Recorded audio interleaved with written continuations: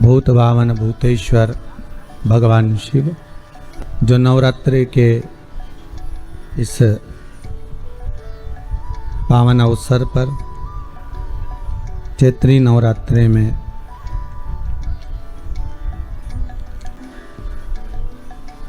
ओगड़दानी त्रिकालदर्शी कैलाशी भगवान शंकर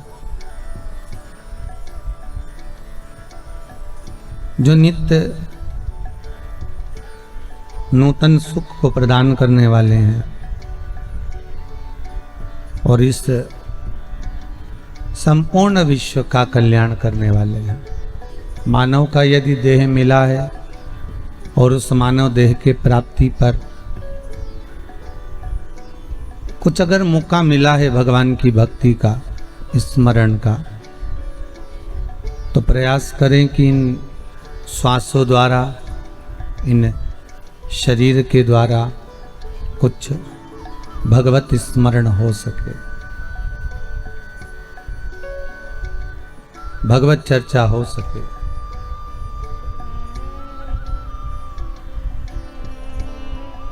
पहले भी कहा, आज फिर कहते हैं कि एक तो कठिन है मानव की देह, और दूसरे नंबर पर कठिन है अगर मानव की देह मिल भी गई तो भगवान की चर्चा, भगवत स्मरण, भगवान की अविरल भक्ति। भक्ति और मुक्ति ये दोनों अलग अलग हैं।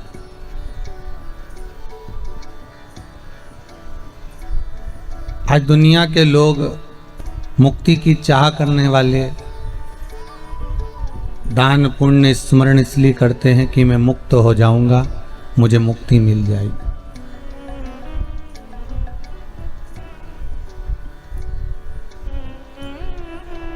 पर केवल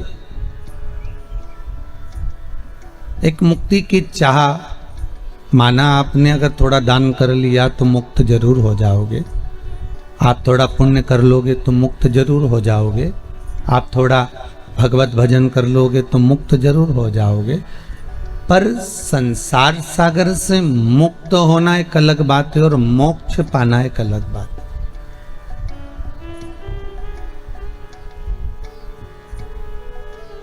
मान लो मुक्ति मिल भी गई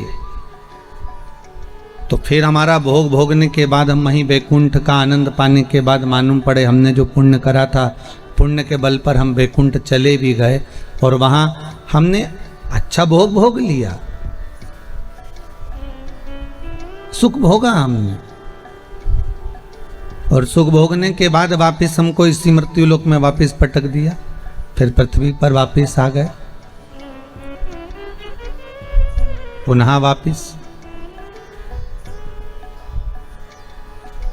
तो जगत गुरु शंकराचार्य जी कहते हैं पुनरपि जननम और पुनरपि मरणम के इस प्रपंच से छूटने का सबसे अच्छा साधन है भगवान की भक्ति। यदि भगवान की भक्ति कर कर अगर हम अपने प्राणों को त्यागते हैं तो फिर मुक्ति सरल हो सकती, फिर मोक्ष सहज हो सकता।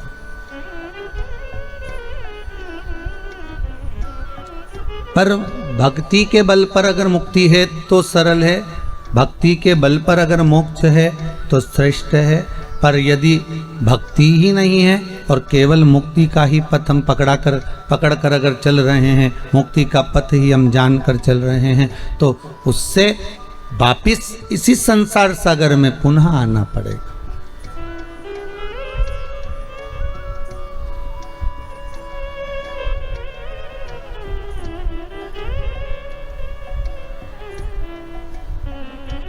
मालवा के संत श्री नागर जी महाराज कहते हैं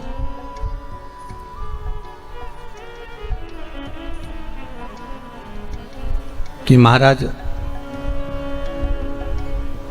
मत पड़ रे उलझन में नर तू, मत पड़ रे उलझन में। ये संसार सागर में अगर हम आ गए और उलझ भी गए, इस परिवार में, कुटुंब में, नातों में, रिश्तों में, माना उलझे, पर उसमें से सुलझ कर भक्ति का थोड़ा सा पुट लगाकर, केवल भक्ति का एक आनंद पाकर हम जाएं इस संसार सागर से। तो जगत गुरु शंकराचार्य जी कहते हैं फिर वो जन्म नहीं होगा। फिर एक बार अगर आ गए उस परमात्मा के धाम में, बैकुंठ में, तो फिर अगर मान लो तुम्हारा पुण्य भी समाप्त हो गया तो तुम वापिस नहीं जा सकते, तुम्हें फिर वहीं रखा जाएगा, क्योंकि तुमने भक्ति के पथ पर चलकर मुक्ति को पाया।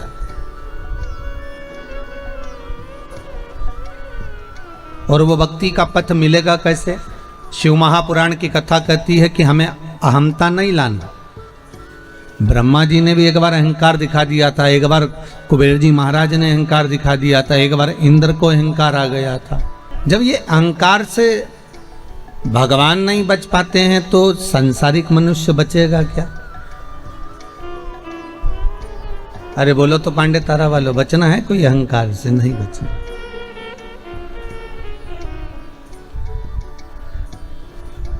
पर भगवान की कथा कहती है लंकाधिपति रावण जब जब भगवान शंकर के सामने आता था तो भगवान शंकर हमेशा उस लंकाधिपति रावण से एक ही बात कहते थे कि तू दूसरी वस्तुओं को लेकर मत आए कर मेरे को देने के लिए हो।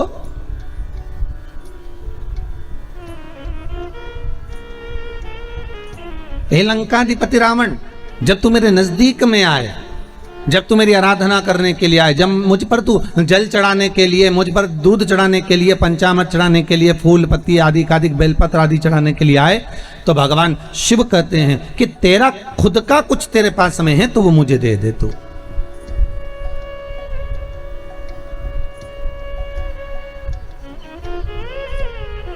तेरा खुद का मेरे पास में, अगर तेरे पास में कुछ है तो वो मुझे समर्पित कर दे। क्योंकि भगवान बताना चाहते हैं कि मनुष्य पैदा हुआ उस दिन से लेकर मरेगा तब तक उसके पास में उसका खुद का कुछ भी नहीं है। जन्म भी दूसरे ने दिया है साहब, परवरिश दूसरे ने करी है, पाला दूसरे ने है, विद्या दूसरे ने दी है, धन दूसरे ने दिया है, संपदा दूसरे की है, सब कुछ दूसरे का है।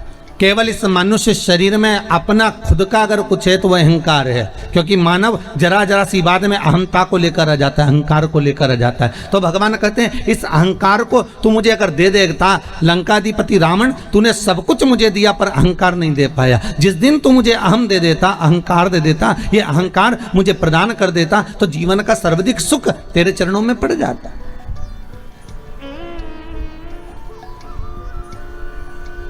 एक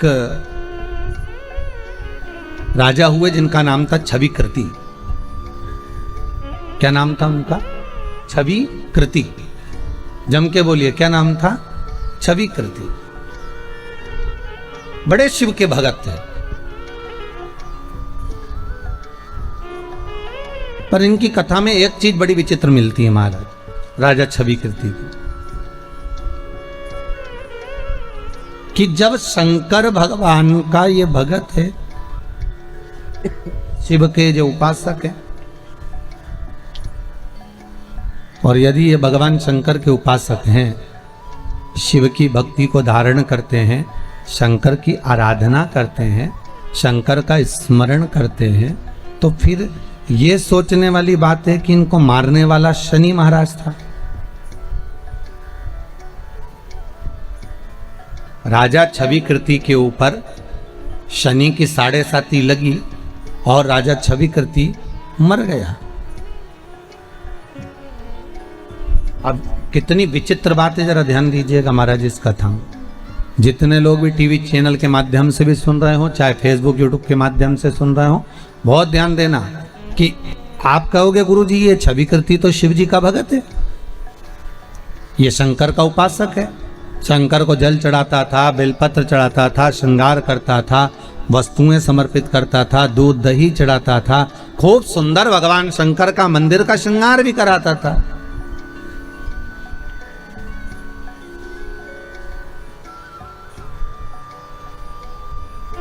खूब सुंदर श्रृंगार।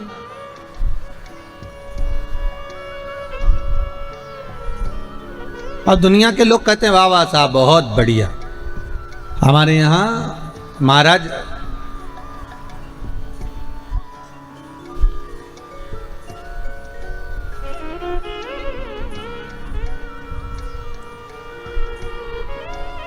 जब कहीं पर ठाकुर जी का बंगला होता है, जब कहीं पर ठाकुर जी का श्रृंगार होता है, जब कहीं पर भगवान शिव जी का कोई सुंदर उत्सव होता है तो मंदिर को सजाया जाता है। आपके यहाँ भी सजाते होंगे सुंदर उत्सवों में, सुंदर फंक्शनों में मंदिर को बड़ा सुंदर शंकर जी का श्रृंगार करते। शिवरात्रि है, सावन का महीना है, या सावन के झूले हैं, या फूल बंगला है, या ठाकुर जी का कोई रास उत्सव। तो जब वो व्यक्ति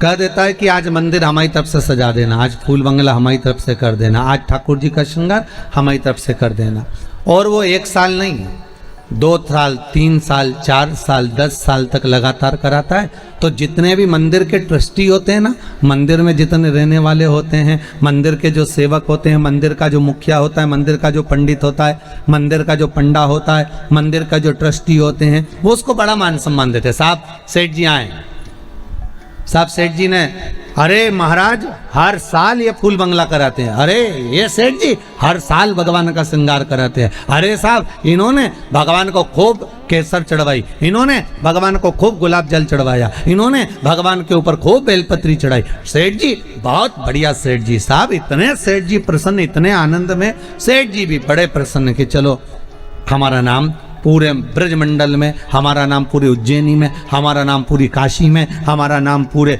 विश्व में चल रहा है, क्योंकि हम करा रहे। इस कथा को बहुत ध्यान से सुनना, शायद हमारे साथ भी ये गलती होती हो तो हम उस गलती को सुधार लें।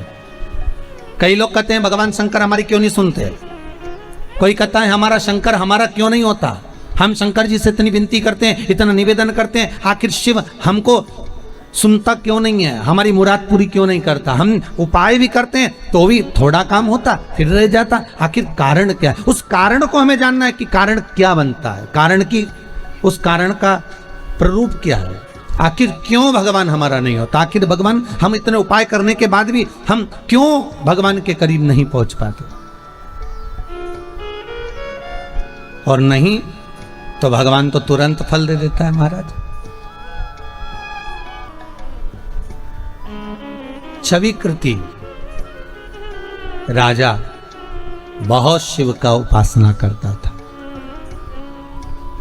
मंदिर वालों से कह देते थे सुनो आज पूरे मंदिर का श्रृंगार अच्छे से करना। जी महाराज ठीक है। आज मंदिर में केसरिया भात का प्रसाद बंटवाना। जी महाराज। आज मंदिर में हलवा बंटवाना। जी महाराज। आज मंदिर में सुंदर श्रृंगार ऊपर से नीचे तक केवड़े का कर दो, चमेली का कर दो, मोगरे का कर दो। जी महाराज।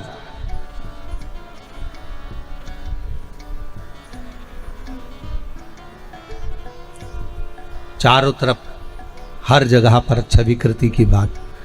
क्या भगत है साहब, शंकर जी का ऐसा भगत मैंने कहीं नहीं देखा साहब। क्या भगत है, शिव जी पर पानी चढ़ाए तो चढ़ाता ही रह जाए, दूध चढ़ाए तो चढ़ाता ही रह जाए, दही चढ़ाए तो चढ़ाता ही रह जाए। कुंटलों से दूध भगवान शिव पर, कुंटलों से दही भगवान शिव पर, कुंटलों से शहद भगवान शिव पर। इतना अभिषेक, इतना पूजन, इतनी अर्चना, इतना बेलपत्र चढ़ाता है, छविकृति के बराबर कोई सेवा नहीं करता होगा। पूरे नगर में लोग छविकृति का नाम स्मरण करने लगे। वाह वाह वाह वाह, बहुत बढ़िया, बहुत सारा। पर शिव महापुराण की कथा कह रही है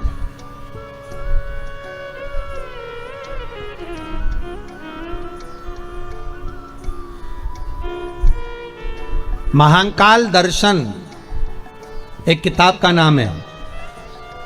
उस महाकाल दर्शन में लिखा है राजा छविकृति और मणिरत्न का कथा। राजा मणिरत्न और छविकृति की कथा बड़ी बड़ी सुंदर लिखी।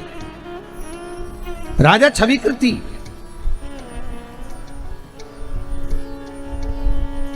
बहुत सुंदर सेवा करवाते साहब, जगत में उनका नाम चल रहा है। पर आश्चर्य की बात ये पड़ गई कि शंकर के उपासक छविकृति, शिव की आराधना करने वाले छविकृति राजा, और मरे तो कैसे मरे, प्राण छूटे तो कैसे छूटे, तो कहा इनको शनि ने मार दिया। आखिर कारण क्या था ऐसा कि शनि तो स्वयं शंकर का उपासक है, और जिस पर शिव खुद चढ़ा गया हो, शंकर जिसके मस्तक पर चढ़ गया हो, शंकर जिसके भीतर उतर गया हो, उसको शनि उतरेगा क्या, उसके ऊपर शनि चढ़ेगा क्या? जब शिव, यहाँ तो शास्त्र कहता है कि 5 बार काशी काशी काशी काशी 5 बार बोल लो तो शनि उतर जाता है। यहाँ तो शिव महापुराण ये करे कि 5 बार काशी का नाम ले लो तो शनि उतर गया।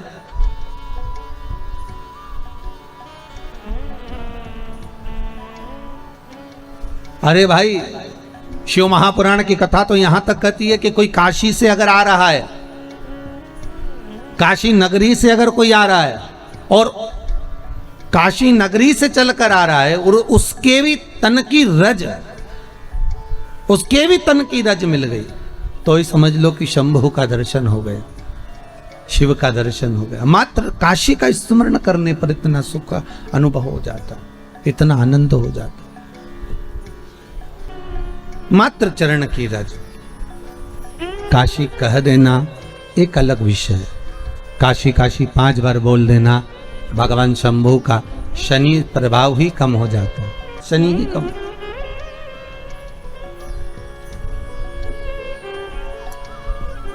शिव महापुराण की कथा कह रही है, अगर कोई काशी से भी आया है तो उसके चरण की रज, उसके चरणारविंद की रज भी अगर हमको मिल रही है तो यही समझें कि स्वयं शंभु, स्वयं शंकर, त्रिकालदर्शी, कैलाशी, अविनाशी हमारे करीब में आ गया, हमारे नजदीक आ गया।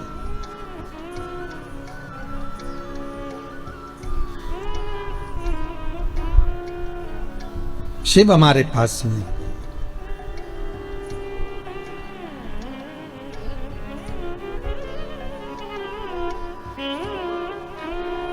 काशी का शिवलिंग की स्थापना पहले भी आपको कथा में कहा, काशी के शिवलिंग की स्थापना किसने करी? स्वयं शनि महाराज ने।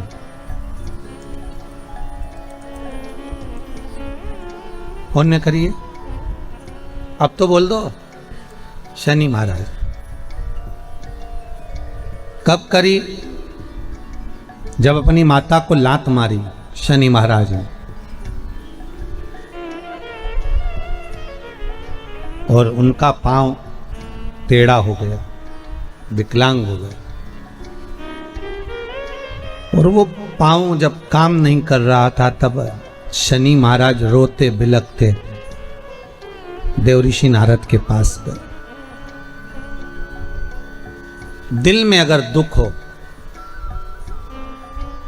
मन में अगर कष्ट हो और लगे कि आज दिल बड़ा दुखी है, तो किसी सदगुरु की शरण में जाकर बैठ जाओ। और अगर गुरु की शरण में भी जाकर नहीं बैठ सकते तो जिस गुरु के मुख से आपने नित्य भगवान का स्मरण करा है,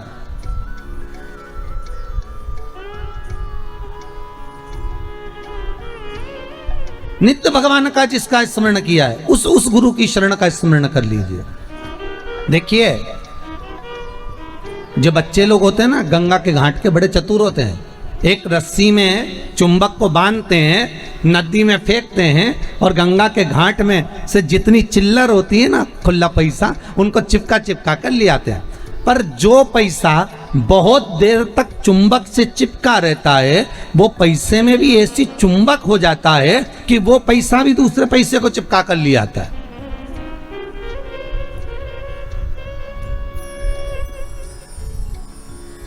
वो जो रुपया है, जो पैसा है, उसमें भी चुंबक का तत्व इकट्ठा हो जाता है, तो वो दूसरे को चिपका कर ले आता है।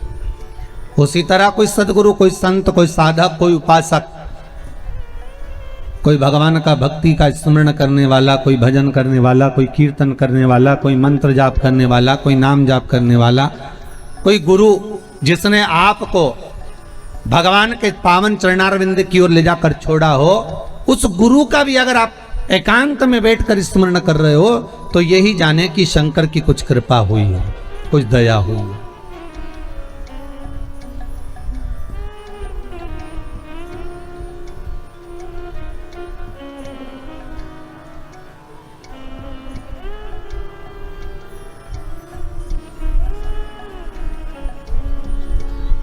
ये वो ही कर सकता।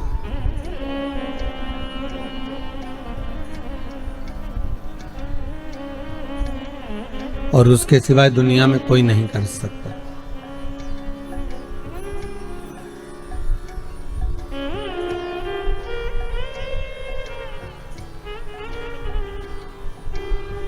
एक हमारे परिचित ग्वालियर में नागौरी जी हैं, मदन मोहन जी, तो उनको कोरोना हो गया और उनको शुगर भी, बीपी भी, सारी बीमारियां उनको ढेर भरी, शरीर भी। अब वो हॉस्पिटल में भर्ती हो गए, ऑक्सीजन लेवल भी गड़बड़ हो गया, आईसीयू में पटक दिया। उनकी बेटी का फोन आया कुछ दिन पहले कि ऐसी ऐसी बात है। अब वो समिति के कार्यकर्ता भी, तो हमने कहा नागौरी जी से जरा बात करा। अब को तो आईसीयू में, हमने कहा डॉक्टर से प्रार्थना करवाओ, कोई सिस्टर डॉक्टर को मोबाइल दो, जरा बात करे, बात कर भाई। हमने कहा है नागौरी जी, तुम जब ग्वालियर से 2 व्हीलर गाड़ी लेकर सीहोर आ सकते हो तो मौत के मुंह से निकलकर वापिस सीहोर नहीं आ सकते थे। विश्वास रखना, भरोसा दृढ़ रखना और शंकर का श्री शिवाय नमस्तुभ्यम का जाप करते रहना। बाकी का वो जाने, उसका काम जाने। आप मानेंगे नहीं, इतनी बीमारी होने के बाद भी कोरोना इतना लगभग 50% चढ़ने के बाद भी बाबा ने ऐसी कृपा कर दी कि लौट कर वापिस घर आ गए। ये करुणा होती है। जहां दुनिया हार जाए वहां एक डॉक्टर और बैठा हुआ है। बस अहंकार के पद से थोड़ा सा हटना पड़ेगा, अहमता से थोड़ा नीचे जाना पड़ेगा। अरे लंकाधिपति रावण को मारने के लिए कितना प्रयास कर लिया भगवान राम ने, लंकाधिपति रावण को मारने के लिए कितना प्रयास कर लिया लक्ष्मण जी ने, लंकाधिपति रावण को मारने के लिए कितना प्रयास कर लिया श्री हनुमान जी ने। भगवान राम बाणों पर बाण चलाते रहे पर रावण के प्राण नहीं छूटते थे। तब राम जी महाराज ने उस समय पर श्री हनुमान जी से पूछा, हनुमान तू शंकर का अवतार है, मैंने तुझे इसलिए रखा मेरे साथ में कि शिव मेरे साथ में रहना चाहिए, तू बता कि रावण कैसे मरेगा।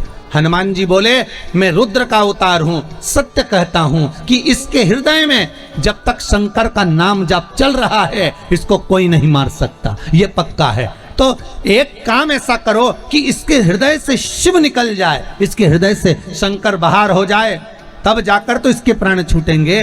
तब तुरंत हनुमान जी महाराज बोले कि प्रभु अब आपको क्या बताऊं कि मैं अगर लंकाधिपति रावण के सामने खड़ा रहूंगा तो ये रावण मरने वाला तो नहीं है, क्योंकि मैं स्वयं शंकर का एक अवतार हूं और मैं शिव का अवतार रावण के सामने जब तक है तब तक यमराज की तो हिम्मत नहीं है कि यहां आकर खड़ा हो जाए।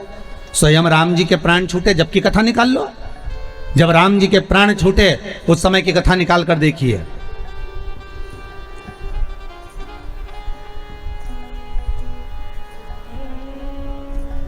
दुर्वासा बाबा ने आकर कह दिया, तुम्हारे ये तारीख, ये तिथि, ये पल आखिरी है, तुम्हें प्राण छोड़कर वापिस परम धाम आना है राम।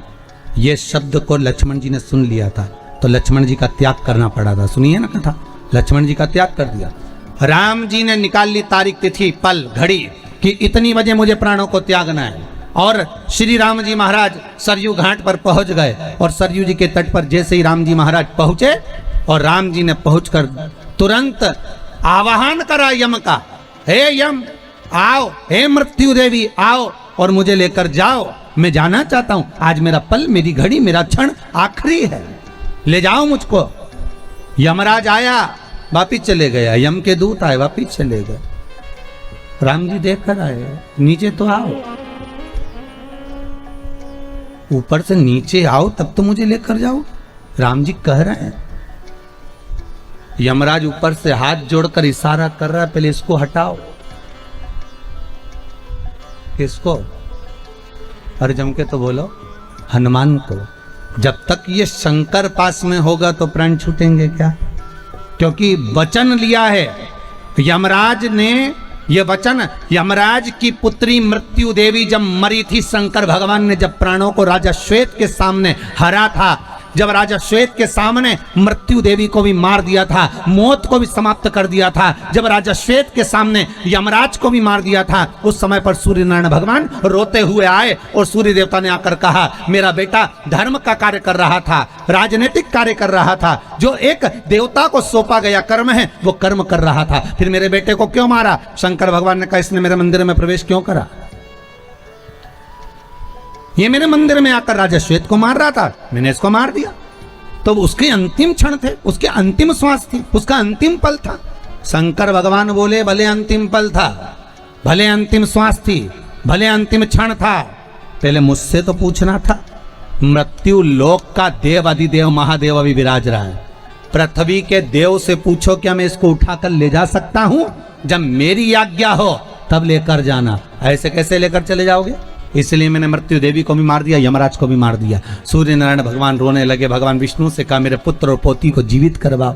शंकर भगवान ने कहा, शर्त एक रहेगी, जीवित तो मैं कर दूंगा, शर्त इतनी सी है, अगर कोई मेरा भजन कर रहा होगा, जहां शंकर खड़ा होगा, शंकर का स्मरण खड़ा होगा, जहां शिव नाम का जाप हो रहा होगा, वहां ना तो यमराज आएगा ना यमराज की बेटी मृत्यु देवी आएगी। अगर ये वचन दे तो मैं जिंदा कर दूं। सूर्य नारायण भगवान ने कहा, मैं वचन देता हूं, आपका जहां नाम होगा वहां दोनों नहीं आएंगे। तो वचन दे दिया। तो जब वचन दे दिया तो हनुमान जी शंकर का अवतार, और ऊपर से यमराज कह रहे इनको हटाओ। तो राम जी समझ गए कि हनुमान ने कहा था रावण को मारते समय कि मैं पास में होऊंगा तो रावण नहीं मरेगा, मतलब मेरे साथ भी यही है, अगर शंकर साथ में है तो राम के प्राण नहीं छूटने वाले। तो राम जी से निवेदन यमराज कर रहे हैं, धर्मराज कर रहे हैं, आप कृपा करो और अपने प्राण त्यागने के लिए कुछ कृपा करिए, मैं मृत्यु देवी को भेज दूंगा, पर पहले इस शंकर को हटा दीजिए। और राम जी ने अपने हाथ की मुद्रिका उतारी, सरयू जी के जल में फेंक दी और हनुमान से कहा, हनुमान अरे मेरी मुद्रिका गिर गई, जल्दी जा लेकर आ। और हनुमान मुद्रिका लेने के लिए जैसे ही पानी में कूदे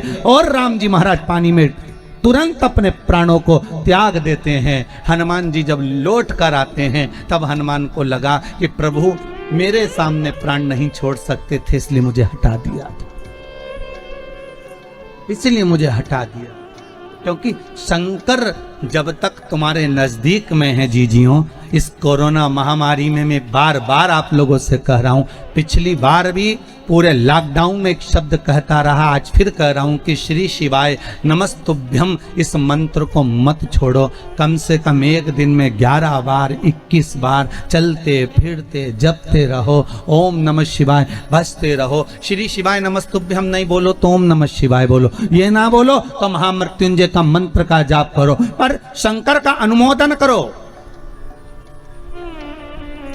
शिव का स्मरण करो। वो कालों का काल है, वो महाकाल है, वो तुमको गिरने नहीं देगा, ये पक्का गिरने नहीं देगा। ये फालतू के दुनिया के लोग मैसेज करते फिरते हैं कि इतने मर गए इतने जी गए, इसकी अपेक्षा मैसेज करो श्री शिवाय नमस्तुभ्यम जपो रे भाया, जपते रहो, कुछ नहीं तो 11 बार तो जपो, दिल से पुकारो उस शंकर को, वो तुम्हारे सामने होगा, साहब तुम्हारे सम्मुख में हो, तुम्हारे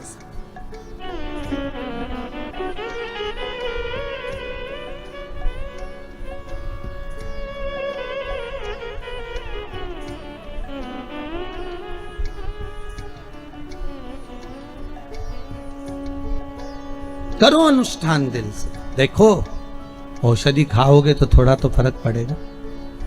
अरे बोलो तो सही है कि गलत है? वो वैक्सीन लग रहा है, कम से कम उससे दवाई शरीर में रहेगी तो फेफड़ों पर तो कोरोना का असर नहीं पड़ेगा, इसलिए तो वैक्सीन लगाई गई।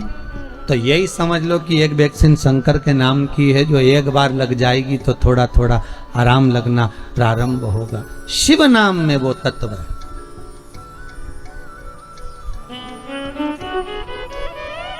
मुद्रिका जब सरयू जी में गई तब राम जी महाराज ने अपने प्राणों को त्यागा है।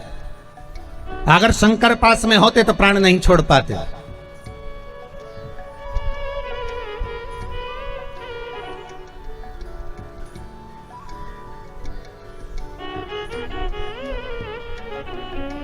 प्राण नहीं निकल। अब तो मृत्यु कैसे आए? ये प्राण चरण का प्रहार लगा, संत की शरण में शनि महाराज गए। शनि महाराज ने देव ऋषि नारद से कहा, फिर निवेदन है, आप नहीं कुछ कर सकते तो उस सतगुरु का स्मरण कर लो। जैसे शनि महाराज को लगा कि मेरे पांव में चोट लग गई, मेरा पांव टेढ़ा हो गया, मेरा पांव अब काम नहीं कर रहा, मैं एक पांव से कैसे चल पाऊंगा। तब शनि महाराज को लग गया कि अब कोई नहीं बचा सकता, अब कोई सदगुरु ही चाहिए, अब कोई संत ही चाहिए, अब किसी गुरु की शरणागति ही चाहिए। और ऐसे समय में कई बार ऐसा भी होता है कि हम गुरु तक नहीं जा पाते, कभी कभी ऐसा भी होता है कि हम गुरु के पास नहीं पहुंच पाते, कभी कभी ऐसा भी होता है कि हम गुरु के नजदीक नहीं पहुंच पाते। जैसे द्रौपदी का चीर खींचा जा रहा था, रो रही थी द्रौपदी, आंखों से आंसू भरकर द्रौपदी ने भीष्म पितामह से कहा, मैं तुम्हारे घर की बहू हूं, तुम तो लाज बचाओ। भीष्म पितामह कहते हैं, मैंने दुर्योधन के घर का अन्न खाया है, जैसा खाया अन्न वैसा हो गया मन, जैसा पियो पानी वैसी हो गई वाणी, जैसा पियो दूध वैसा बन गया बुध। गाय का दूध पियोगे तो गाय जैसे निर्मल रहोगे, थैली का दूध पियोगे तो थैली जैसे हो जाओगे, डब्बे का दूध पियोगे तो गोल हो जाओगे। इसलिए गौ माता के दूध का पान का वर्णन किया गया। अन्न का बड़ा प्रभाव है महाराज जी, बहुत ध्यान रखना पड़ता है अन्न खाने वालों को।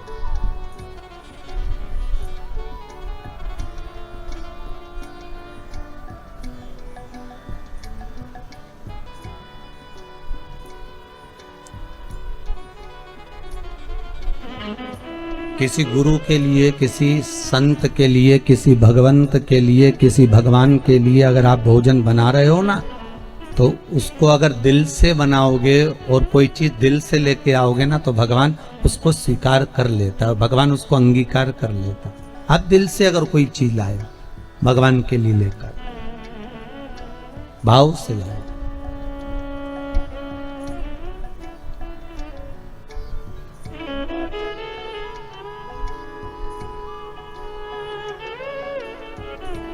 अब दुर्योधन तो बैठा है, दुशासन चीर खींच रहा, द्रौपदी रोती बिलकती धृतराष्ट्र गांधारी के सामने जाकर खड़ी हो गई, कोई नहीं बचाया। आखिरी में द्रौपदी गुरु द्रोणाचार्य के पास में गई, मैं आपकी चेली हूं, आपने मुझे गुरु मंत्र दिया। कोई साथ नहीं देता, पर जिस गुरु ने मंत्र दिया है वो तो साथ देगा ना, आप तो साथ दो। गुरु द्रोणाचार्य मुस्कुराते हुए कहते हैं, रे द्रौपदी, इस सभा में जितने बैठे हैं कोई तेरा साथ नहीं देगा, मैं भी तेरा साथ नहीं दूंगा, क्योंकि मैं गुरु हूं।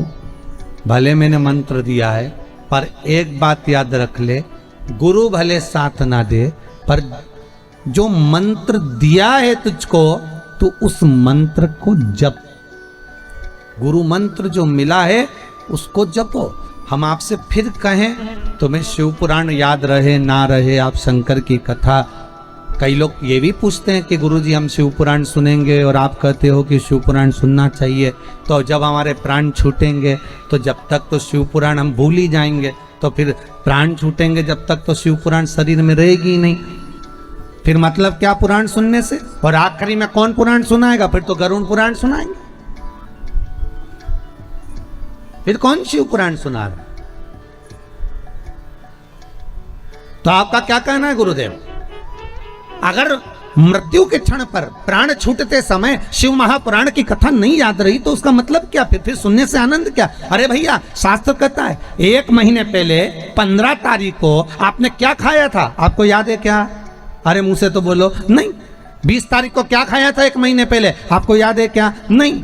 पर 20 तारीख को 1 महीने पहले 15 तारीख को जो तुमने खाया था वो तुम्हारे शरीर में गया, जाने के बाद उसका रक्त बन गया, रक्त बनने के बाद वो शरीर में आज तक चल रहा है। जो तुमने 1 महीने पहले खाया था उसका रक्त तुम्हारे शरीर में आज तक चल रहा है। शिव महापुराण की कथा वही कहती है, भले मरते समय तुम्हें कथा याद रहे ना रहे, पर इतना जरूर याद रखना कि तुमने जिस कथा को सुना है अंतिम समय तक वो तुम्हारे शरीर में निरंतर रक्त के साथ चलती रहेगी और वही यम की कैद से छुड़ाकर परमात्मा के दरवाजे तक पहुंचा देगी। वो शरीर में चलती रहती है निरंतर, रात दिन, हर पल, हर घड़ी, हर क्षण चल रही है।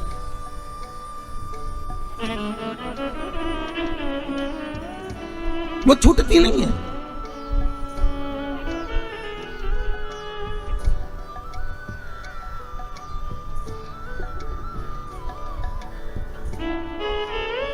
वो मिलती है तो एक बार अगर मिल गई, औषधि चली गई शरीर में, फिर औषधि का काम है कितना असर करना है, ये तो औषधि दिखाती है। औषधि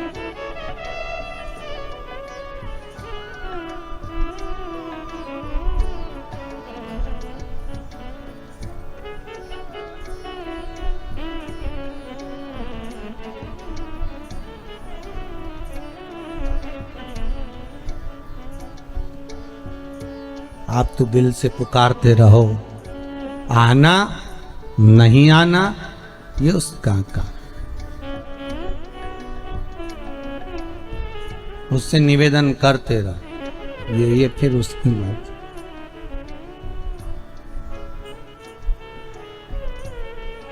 अच्छा, इतनी बड़ी कोरोना महामारी में अब करोगे भी क्या? डॉक्टर अपना काम कर रहा होगा, आईसीयू में ऑक्सीजन अपना काम कर रही होगी, वेंटिलेटर अपना काम कर रहा होगा, डॉक्टर सिस्टर अपना काम कर रहे होंगे। बार बार आप फोन लगाकर डॉक्टर से भी बात नहीं कर सकते, वो भी बेचारा इतना टेंशन में पड़े हुए हैं, इतने लोगों को देख रहे हैं दिन भर रात भर, तो उनको भी तो लगता होगा कि जिंदगी क्या है। उनकी भी तो आंख भर आती होगी जब इतनी बॉडियों को, इतने स्वरूपों को देखते होंगे। तो आप क्या कर सकते हो? आप खुद भी तो नहीं जा सकते, तो इतना तो कर सकते हो कि भगवान का भजन कर लो।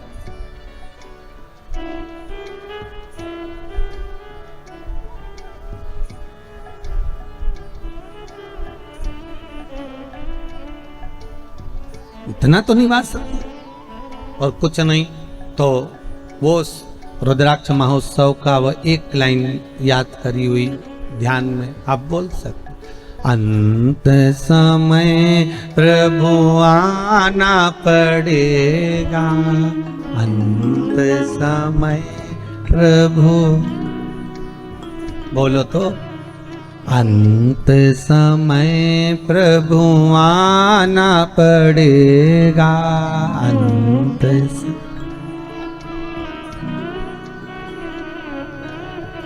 वादा किया तो निभाना पड़ेगा, वादा की तो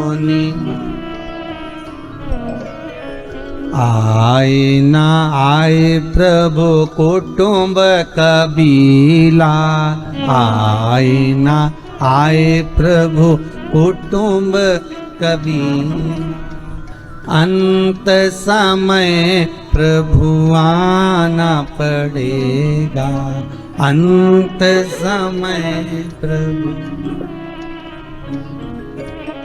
वादा किया तो निभाना पड़ेगा, वादा। बस भगवान वही क्षण आप कथा सुनो, श्रवण करो, वो याद रहे ना रहे, भले आप भूल गए पर वो है शरीर के अंदर, जिससे खाया हुआ शरीर में रक्त बनकर चल रहा है। शिव महापुराण हर पल, हर घड़ी, हर क्षण चल रही, पर उसमें दिखावा नहीं होना चाहिए। जैसे ये छविकृति राजा की जो कथा चल रही है, ये वही कथा चल रही, दिखावा नहीं होना। दो तरह के व्यक्ति होते हैं। होटल में जाते हैं खाना खाने के लिए, होटल में जाते हैं नाश्ता करने के लिए, समोसा खा लिए दो, 4-5 लड़के, 4-5 मित्र, एक ने कोल्ड ड्रिंक की बोतल ले ली, एक ने समोसा ले लिया, एक ने इमरती ले ली, एक ने भजिया, एक ने दूध ले लिया, एक ने चाय पी ली, सब ने खाया पिया। और एक व्यक्ति उठकर गया काउंटर पर, जल्दी से जेब में से पर्स निकाला, पैसे निकाल कर देने लगा। ले साहब कितने का हिसाब हुआ? सबका हिसाब बताओ कितने का हुआ? साहब 52 रुपए हुए हैं, काट लो, ये लो पैसे। अब एक व्यक्ति वो है जो तुरंत उठकर गया और पैसे दे दिए, और एक व्यक्ति वो 4-5 जो खा रहे थे ना, वो बाद में आए, अरे रुक हम दे रहे हैं, रुक जा, अरे रुक तो सही, अरे 2 मिनट रुक तो सही, मैं दे रहा हूं ना। अरे देने वाला है तो दे, नहीं दे, निकालो दे, पर नहीं वो इतना ही बोलता रहेगा, बार बार जेब में हाथ डालेगा, अरे रुक तू रुक तो सही है, अभी रुक, मैं अभी निकाल रहा हूँ, मैं दे रहा हूँ, अरे रुक, दुकान वाले लेना मत ही हो, रुक रुक, और ये कह दे, और अभी रुक 2 मिनट, और 1 घंटे तक तो जेब में से खींच रहा है, रुक तो। इतने में बोला, भैया काट ले यार, इसकी मत सुन तो काट कुटा ले, 52 रुपए तो हुए, काट ले। एक व्यक्ति वो होता है जो तुरंत गया, निकाले और दे दिए, और एक व्यक्ति वो होता है कि मैं देते रहा हूं। इसी तरह 2 तरह के भगत होते हैं। एक वो जो भगवान की भक्ति में बैठ जाता है, भगवान को रिझाने के लिए, उसे किसी से मतलब नहीं होता, और दूसरा जगत भर में डोंडी पीट कर कहता है, मैं तो रोज आधे घंटे भगवान को पूजन करता हूँ, मैं तो मंदिर जाता हूँ, मैं तो अगरबत्ती लगाता हूँ, मैं तो हनुमान चालीसा का पाठ करता हूँ, मैं तो ये वाली माला जपता, मैं तो वाली माला जपता। जितने महाराज मिलेंगे सबको अपनी स्टोरी सुनाएगा, मैं तो भैया रोज मंदिर जाती हूँ, मैं तो 15 मिनट जाती, मैं तो 1 लोटा पानी लेकर जाती, मैं तो ये करती, मैं तो वो करता, मैं तो ये करता। एक वो होता है जो जगत भर में डोंडी पीटता फिरता है कि मैं कर रहा, ये उसी में का है कि मैं दे रहा, तो देनी दे जा।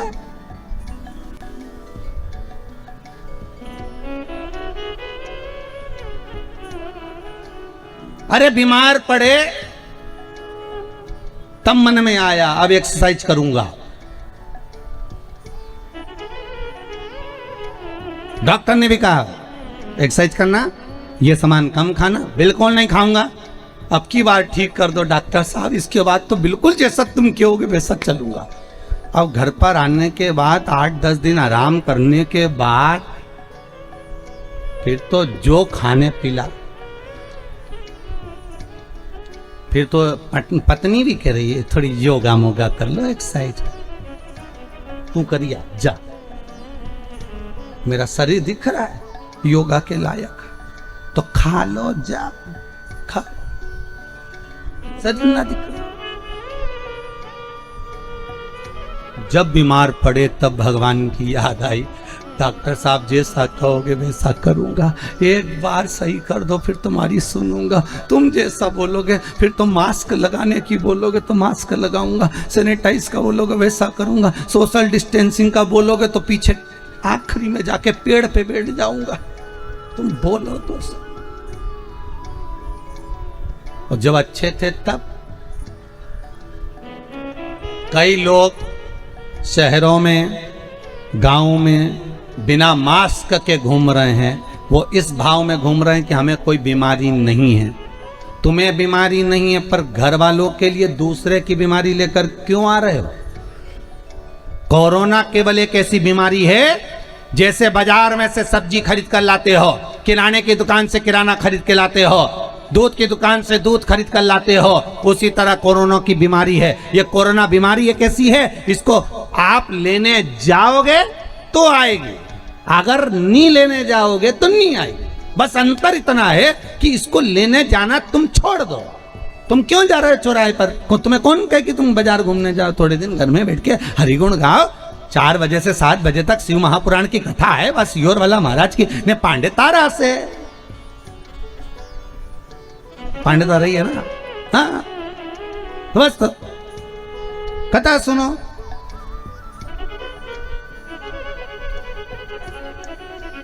स्मरण करो, 3 घंटा कथा का भगवान भजन करो।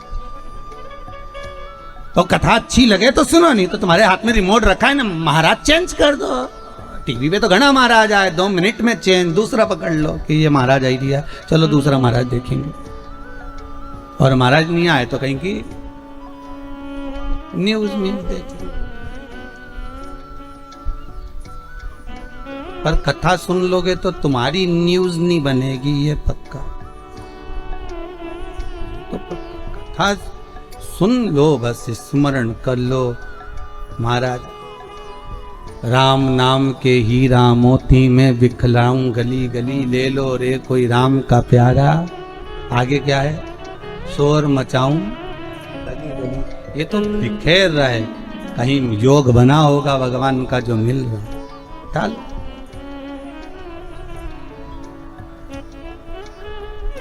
मिल रहा है, उसको प्राप्त कर। अब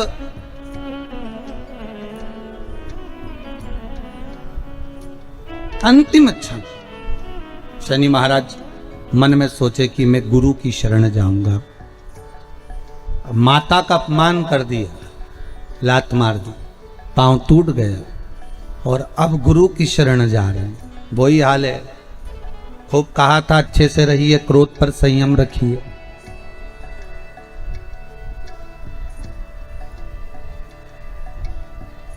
आंधी और क्रोध समाप्त होने के बाद पता चलता है कि नुकसान कितना हुआ।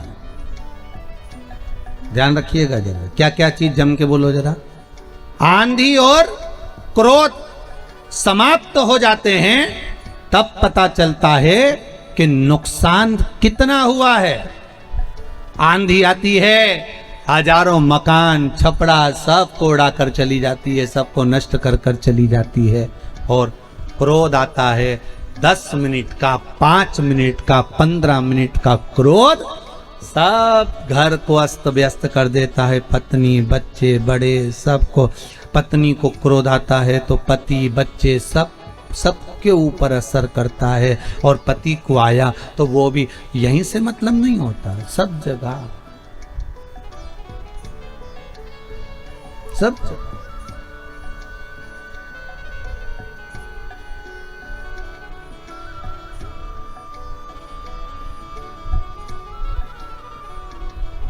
एक जरा सा क्रोध, मात्र एक क्षण का क्रोध।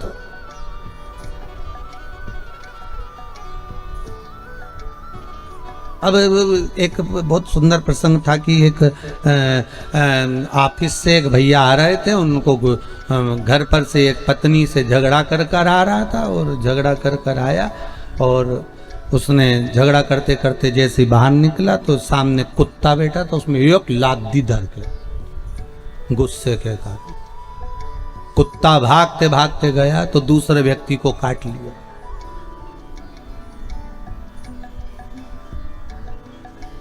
दूसरा व्यक्ति बेचारा ऑफिस जा रहा था, उसको इतनी गुस्सा आ रही थी कि वो जैसे ही ऑफिस में पहुंचा, एक मैडम ने गलत काम कर दिया तो एक थप्पड़ धर के दिया। मैडम को इतना गुस्सा आया कि सर ने मुझे मार दिया। वो एक असिस्टेंट आया, उसके लिए चाय लेकर, उस पर गुस्सा उन्हें मैडम ने उखे दिया। असिस्टेंट के लगा, बताओ मैडम ने मुझे मार दिया। वो अंदर गया, अंदर जाकर उसने कहा 4 लोगों में मेरी इज्जत खराब कर दी। उसने तेल डाला, ने मर गया। अब बताओ गुस्सा किसका था? देखिए जरा, अंदाजा लगाइए, गुस्सा किसका था, क्रोध किसका था? अंदाजा लगाओ जरा। क्रोध दूसरे का, और दूसरे ने मारी लात किसको? कुत्ता को, गुस्से में। कुत्ता काटा दूसरे को, दूसरा गया दूसरे के पास। एक जरा सा क्रोध में ना जाने कितने लोग हिल गए, और अंत में बर्बादी का केंद्र बन गया। जरा सा क्रोध, आंधी और क्रोध थोड़ी देर के होते हैं, पर शांत होने के बाद मालूम पड़ता है कि नुकसान कितना हुआ है। इसलिए थोड़ा संयम बहुत जरूरी है। जब गुस्सा आए तो 1 लोटा पानी भर के उसमें भगवान का नाम लेके धीरे धीरे कर कर पीना चालू कर दो। जो अपशब्द बोल रहा है उसको देखो ही मत, पीते रहो। शंकर भगवान जैसे विष पी गए, तुम गुस्सा पी जा। पर तुम्हारी आदत है ना महाराज, खाए बिना रह जाऊं। पर देखो माता कितनी जल्दी बोली, बोले बिना नहीं बोल सकते। हम तो बोले ही नहीं, जवाब तो इनने ही दे दिया तुरंत। हम तो बोले नहीं। कि खाया बिना रह जाऊं पर बोले बिना नहीं रह सकते, इसलिए जवाब तो दूंगी चाहे कुछ भी हो जाए। बोले भी, अरे क्यों? शनि महाराज ने गुस्सा करा, पांव टूट गया, पांव टूट गया तो नारद जी के पास गए। देव ऋषि नारद बैठे हुए थे, भगवत स्मरण में लगे हुए थे। देव ऋषि नारद ने जो शनि महाराज को देखा, अरे शनि महाराज आप आए हो, आप और यहाँ? शनि महाराज बोले हाँ मेरा आना हुआ है, क्या कारण है? शनि महाराज जी बोले मेरा पांव टूट गया, कुछ कृपा कर दीजिए। आप संतो, साधुओं, सन्यासियों, तपस्वियों, साधकों, उपासकों और एक भक्त जो होता है, एक साधक जो होता है, एक संत जो होता है, एक गुरु जो होता है, जो भगवान की भक्ति में निरंतर डूबा हुआ होता है, वो आपको भगवान की भक्ति में ही डुबोएगा, भगवान के भजन में ही डुबोएगा, वो गलत जगह नहीं डूबेगा। कामी व्यक्ति के पास जाओगे तो वो काम में डुबो देगा, लोभी के पास जाओगे तो लोभ में डुबोएगा, वासनावान के पास जाओगे तो वासना में डुबो देगा, तृष्णावान के पास जाओगे तो तृष्णा में डुबोएगा, अहंकारी के पास जाओगे तो अहंकार में डुबोएगा, और भगत के पास जाओगे तो भक्ति में डुबोएगा। देव ऋषि नारद ने कहा काय को चिंता करते हो, गंगा जी के घाट पर जाओ, शंकर भगवान का एक शिवलिंग का निर्माण करो और शिवलिंग का निर्माण कर कर गंगा के घाट पर शंकर जी की आराधना करो। जगत के धात्रा शिव शंकर वही सब कुछ कर सकते हैं। मनुष्य के शरीर के जितने अंग हैं,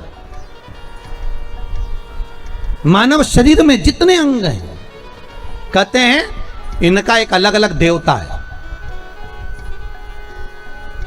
प्रत्येक अंग का एक अलग अलग देव है, और सारे अंगों का अलग अलग देव है।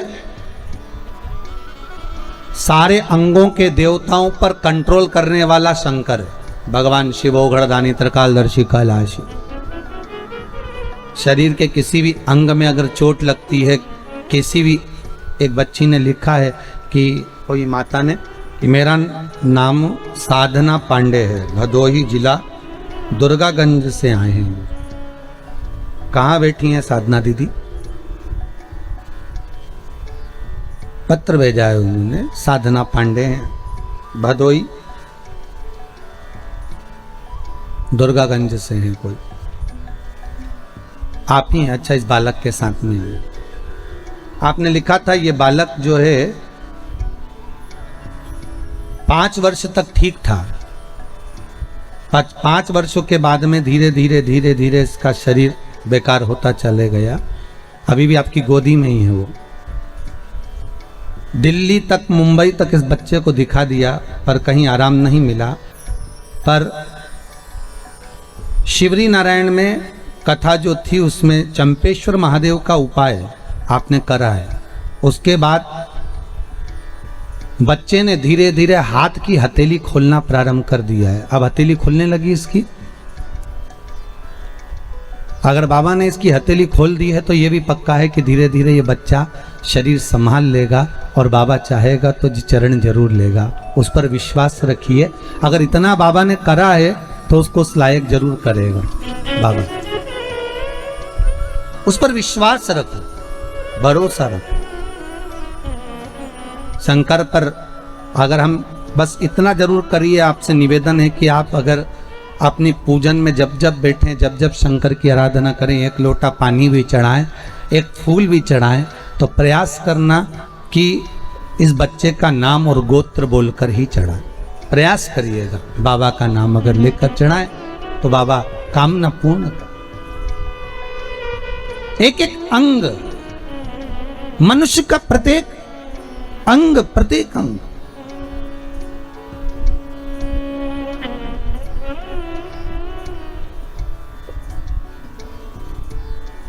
ऐसा कोई अंग नहीं जिसका कोई देव नहीं। जैसे गौ माता के प्रत्येक अंग में भगवान विराजमान है, मनुष्य के भी प्रत्येक अंग में भगवान विराजमान है। ऐसा नहीं है कि मनुष्य के अंग में नहीं है। हो, आप लोग शास्त्र को उठाकर देखिए, आपको मालूम पड़ेगा कि मानव के एक एक अंग में, यहां तक हमारे देवी देवताओं की जब प्राण प्रतिष्ठा होती है, देवी देवताओं को जब प्राण दिया जाता है तो ब्राह्मण मंत्र बोलते हैं। एक एक देवी देवता का मंत्र का स्मरण कर कर, एक एक देवी देवता के मंत्र का अनुमोदन कर कर, नेत्रों के देवता का, कंधे के देवता का, घुटने के देवता का, जंघा के देवता का, एक एक देवता का स्मरण कर कर उसमें प्राण दिए जाते हैं। जब देवताओं का एक एक अंग में एक एक देव का वास है, तो मनुष्य के प्रत्येक अंग में एक एक देव का वास है। हमें करना क्या है? जो अंग हमारा गड़बड़ हो जाए, लीवर गड़बड़ हो गया, अगर किडनी गड़बड़ हो गई, तो पहले उस देवता को निकालो कि इस लीवर और किडनी में देवता कौन सा बसा हुआ।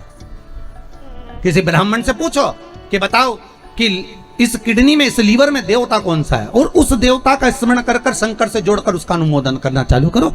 धीरे धीरे उसका जब भाग मिलना प्रारंभ हो जाएगा, अपने आप नगर पालिका में नल का बिल जमा करना चालू कर दोगे तो नल चालू हो जाएगा। लाइट का बिल जमा करना चालू कर दोगे तो लाइट चालू कर देंगे। नहीं तो कोई तुमको लाइट का कनेक्शन देगा क्या? अरे बोलो तो नल बंद कर देंगे, लाइट बंद कर देंगे। तुम उसका बस बिल जो दे रहे हैं, हमने लाइट वाले का बिल दिया तो उसने लाइट चालू कर दिया, नल वाले का बिल दिया तो नल चालू कर दिया, टैक्स जमा कर दिया तो सब कार्य सफल होने लगे। उसी तरह एक एक स्थान का एक एक देवता है, लीवर का, किडनी का, अर्थात कंधों का, इस टखने का, जंघा का, ऐड़ी का, पंजे का, कहुनी का, नेत्रों का, श्रवण शक्ति का, जिह्वा का, एक एक देव है। उस देव का स्मरण करना प्रारंभ करिए कि वो देव कौन सा।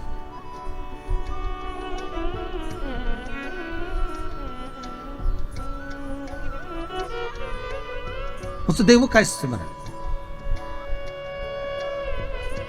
सारे देवी देवताओं में केवल एक ही देव है, देव अधिदेव महादेव, जिनके ऊपर जल चढ़ाया जाता है, दूध चढ़ाया जाता है, पंचामृत चढ़ाया जाता है, तो उस शिवलिंग को दोनों हाथों से मला जाता है। कितने हाथों से मलते हैं? अरे जम के बोलिए जरा। दोनों हाथों से। पास में जो बैठा रहता है पति, वो जल चढ़ा रहा है या पत्नी जल चढ़ा रही है या कोई वस्तु चढ़ा रहा है, और दोनों हाथों से शिवलिंग को मला जा रहा है।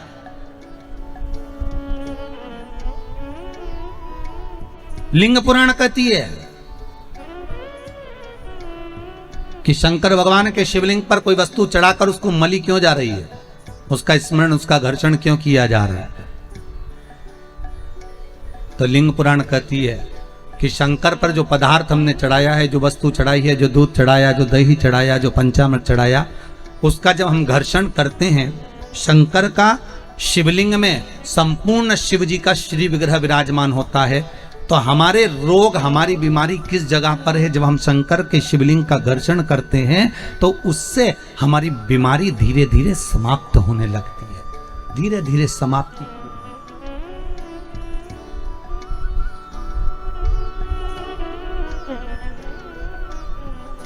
समाप्ति की ओर।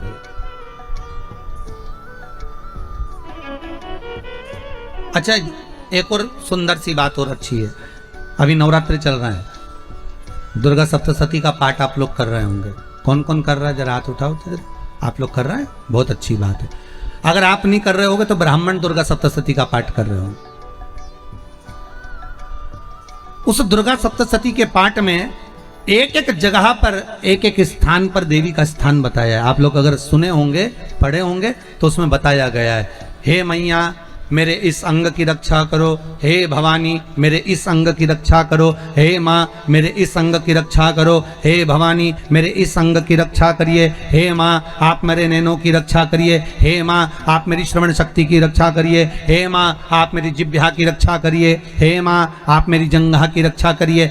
आया कि नहीं आया? जब दुर्गा सप्तशती में एक एक स्थान का महत्व आया है कि इस जगह पर ये देवी का स्मरण करेंगे तो माँ मेरी कल्याण करेगी, माता मेरा उद्धार करेगी। बस उसी भाव, उसी स्थान को शंकर के शिवलिंग में भगवान शिव का संपूर्ण विग्रह, संपूर्ण। और जब शंकर का संपूर्ण विग्रह है तो हम बाबा से अनुमोदन क्यों ना करें? अभी दुर्गापुर के पहले फुसरो में कथा थी, फुसरो झारखंड में। तो एक बात हमने कही थी फुसरो की कथा में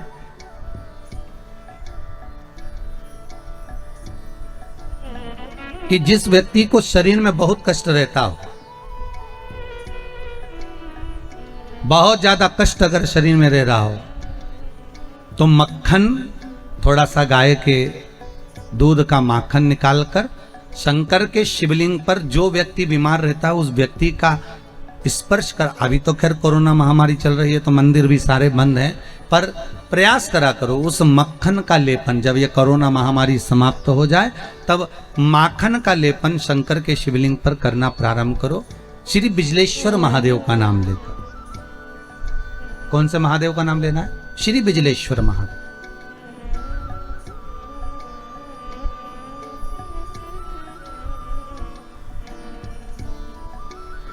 पूरी दुनिया में बिजलेश्वर महादेव एक ही जगह पर विराजमान है, हिमाचल में, मनाली के पास। पूरी दुनिया में शंकर जी का एक ही मंदिर है जहां पर बिजली गिरती है शिव जी के शिवलिंग पर और शिवलिंग के टुकड़े हो जाते हैं। फिर उस मनाली में एक परिवार ऐसा है जिसके पांव नहीं है, वो बिना पांव का व्यक्ति पूरे मनाली में से मक्खन मांगता है दान में कि बाबा के शिवलिंग के टुकड़े हो गए। फिर वो चढ़ता चढ़ता ऊपर जाता है, धीरे धीरे घसीटता चलता हुआ जाकर बिजली महादेव का एक एक पत्थर उठा उठाकर, शंकर जी का शिलाखंड उठा उठाकर उसको मक्खन से जोड़ता जाता है, मक्खन से जोड़ता है। उसके बाद में फिर हाथी के पांव से भी तुड़वाओ, सूंड से भी तुड़वाओ तो वो शिवलिंग नहीं टूटता, मात्र मक्खन से ऐसा चिपक जाता है। वो बिजली महादेव है। शंकर की आराधना में ढोंग नहीं चाहिए, शंकर की आराधना में प्रपंच नहीं चाहिए। शंकर की हो गई गलती, कई बार शंकर की आराधना में गलती हो जाती है तो क्या शंकर रुष्ट होंगे? नहीं। शंकर अगर देख लेंगे कि 50 दिन अच्छा काम करा है इसने, एक दिन गलती भी कर दी तो बाबा स्वीकार कर लेगा। पर बाबा से बस मन आपका पवित्र होना चाहिए, इच्छा आपकी पवित्र होना चाहिए, आपके भीतर अहंकार, काम, लोभ, विषय, वासना, आसक्ति, तृष्णा, अहंकार नहीं होना चाहिए। भगवान उसको स्वीकार कर लेगा।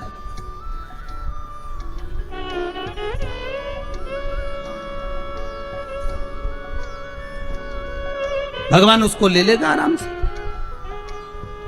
दिखावा ना करिए भगवान के सामने। मेरे शंभू को आप दुनिया के मंदिर में दिखावा करो चल जाएगा, पर शंकर को नहीं चाहिए। शंकर कहते मेरे मंदिर में आओ, एक लोटा पानी चढ़ाओ, बम बम बोलो, अपने घर जाओ, फालतू बैठने की जरूरत नहीं है, फालतू मेरा टाइम बर्बाद करना मत। सारे देवी देवताओं के मंदिर में बैठने की जगह होती, शंकर जी के मंदिर में बैठने की जगह नहीं होती। इतना पानी ढोल के जाते हैं कि साड़ी भी बचा के चलना पड़ती है। बैठने की तो जगह जाने दो वहां पर। शिव मंदिर में कहाँ बैठने की जगह होगी? चलो जाओ यहाँ से, काहे को फालतू के बैठे हुए, टाइम बर्बाद कर रहे हो यहाँ पर, जाओ अपने अपने घर में। पार्वती जी कई बार शंकर जी से पूछती हैं, तुम आंख बंद करके बैठे रहते हो, दुनिया के लोग तुम्हारा दर्शन करने आते हैं, कम से कम देख तो लिया करो कौन आया। शंकर भगवान बोले फालतू की बात मत कर, मेरे को सब मालूम है, ये सब मांगने के लिए आते हैं इसलिए आंख बंद करके बैठा रहता हूँ।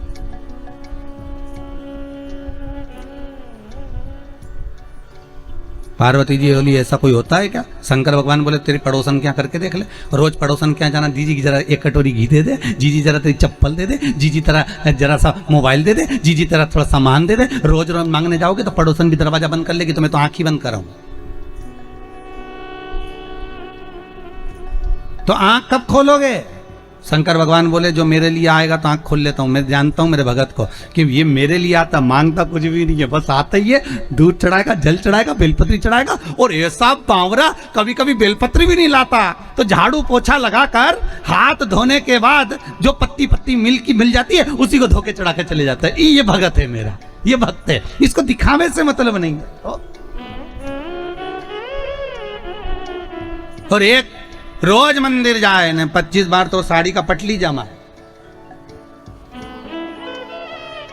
वो पटली जमा के फिर पिन मिन लगा के फिर पल्लू मल्लू लई के और एक बास्केट उतार ले, उसमें लोटा भर पानी मानी सब धर के और इतनी बड़ी बिंदी लगा के ऐसी नोटंकी करके कि इसके बराबर कोई मंदिर नहीं जाए साहब, ये तो बड़ी धर्मात्मा, इसके बराबर कोई धर्मात्मा नहीं। रोज आए, रोज मंदिर और ऐसी पूजन करे साहब, 2 घंटा तक तो माला लईने बैठी रहे। और इतने में कहीं की आवाज कर दे तो चिल्लाती भी है, उधर जाओ उधर जाओ।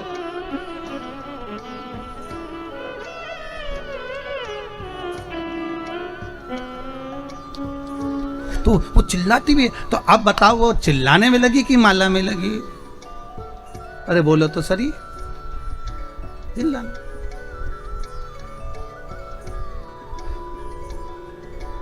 अब ऐसे ही तुम हवन में बैठो, मालूम पड़े तुम सचंडी का हवन कर रहे हो, यज्ञ कर रहे हो, और मालूम पड़े पंडित जी ओम ब्रह्मचारिणे स्वाहा स्वाहा। अब देवी जी सोच रही है हवन आहुति यहाँ दे रही, देख वहां रही है, और तुम कह रही स्वाहा, मैया बोल रही आहा। तो क्या है स्वाहा?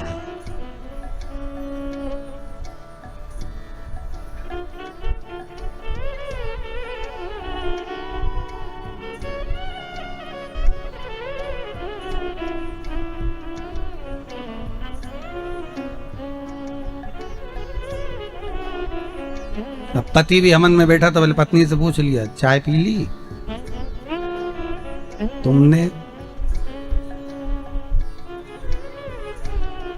वो पूरा साज सजा के हो, हमारे पाँव से ऐसा बैठे तो यहाँ तकिया फंसा है, लो सुते और सामान रखो करके स्वाहा स्वाहा। माता रानी भी सोचे रही मेरा हवन कर रही, मुझे ही देख ले।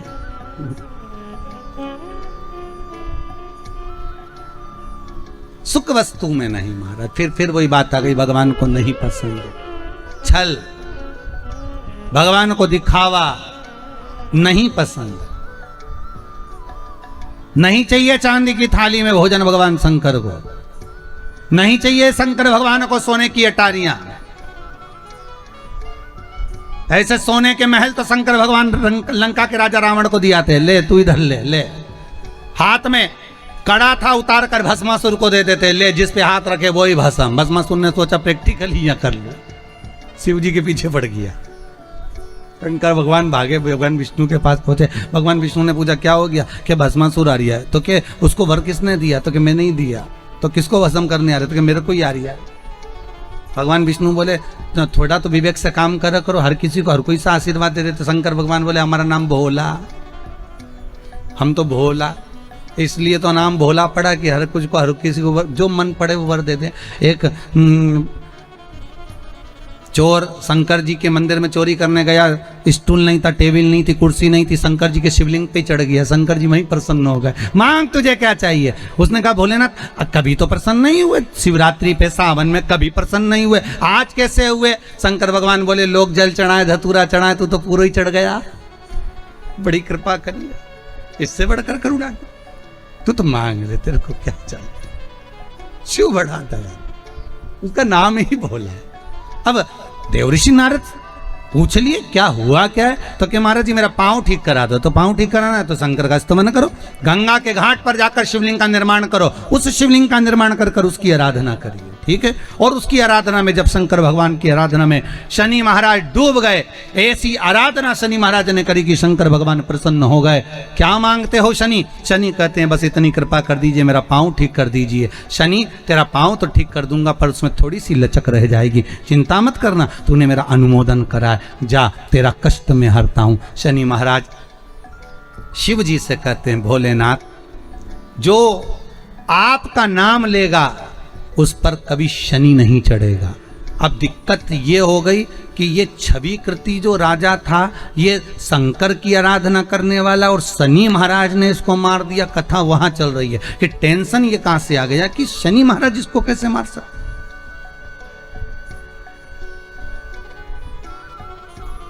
जो शिव आराधना में डूबा हुआ था, बस गलती एक थी छवि कृति की, और वो गलती आपने भी करी होगी, इसलिए शायद शंकर नहीं मिले होंगे। और आपसे भी निवेदन है ये राजा छवि कृति की कथा को अपनी जिंदगी में उतार कर रखना, राजा छवि कृति की कथा को अपने जीवन में उतार कर रखना कि इसने गलती क्या करी है, वो गलती हमसे तो नहीं हो रही है और हम उसको सुधार लें। मंदिर सजा दो, पूरे मंदिर में दिए लगा दो, ठीक है, अच्छा अच्छा भोग लगाओ, चांदी की थाली में जिमाओ, सोने के पात्र में जिमाओ, भगवान का चांदी का कलश लाओ, ऊपर जलाधारी चांदी की लगाओ, ठीक है महाराज। पर राजा छवि कृति के प्राण शनि महाराज, तो किसी ने शंकर भगवान से पूछ लिया भोलेनाथ विश्वनाथ, हे शंभो, हे त्रिकालदर्शी, हे कैलाशी, अविनाशी, शंभो ये बताओ कि राजा छविकृति जब तुम्हारी आराधना करता था, तुम पर जल चढ़ाता था, तुम्हारी पूजन करता था, तुम पर बेलपत्र चढ़ाता था, तो शनि महाराज ने उसको क्यों मारा? शंकर भगवान के मुख से निकल गया, राजा जब भी कोई सामान चढ़ाता था तो जगत को, नगर को, महल को, पूरे राजपाट को दिखाकर चढ़ाता था कि मैं इतना कर रहा हूं। अर्थात अहंकार रखकर अगर कोई शंकर की आराधना करता है तो शंकर कभी उसका साथ नहीं देते, कभी नहीं देते। भले तुम दूध चढ़ाओ, दही चढ़ाओ, तुम्हारी मर्जी पड़े वो चढ़ाओ।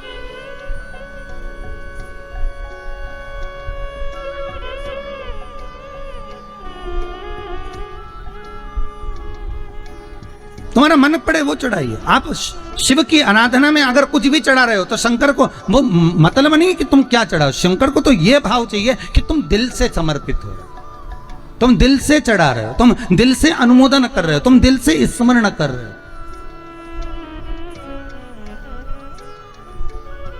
शंकर को उन वस्तुओं के सुख से मतलब नहीं है, तुम्हारे वस्तु का सुख शिव को नहीं चाहिए। शंकर को तो केवल एक नाम स्मरण ही बहुत है। महाराज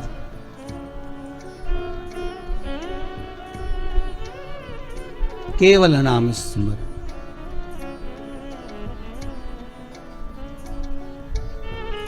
हे उज्जैनी के नरेश, है कालों के काल महाकाल, है प्रकाशदर्शी, है कैलाश। कभी कृपा करिए दाता, करुणा करिए दाता।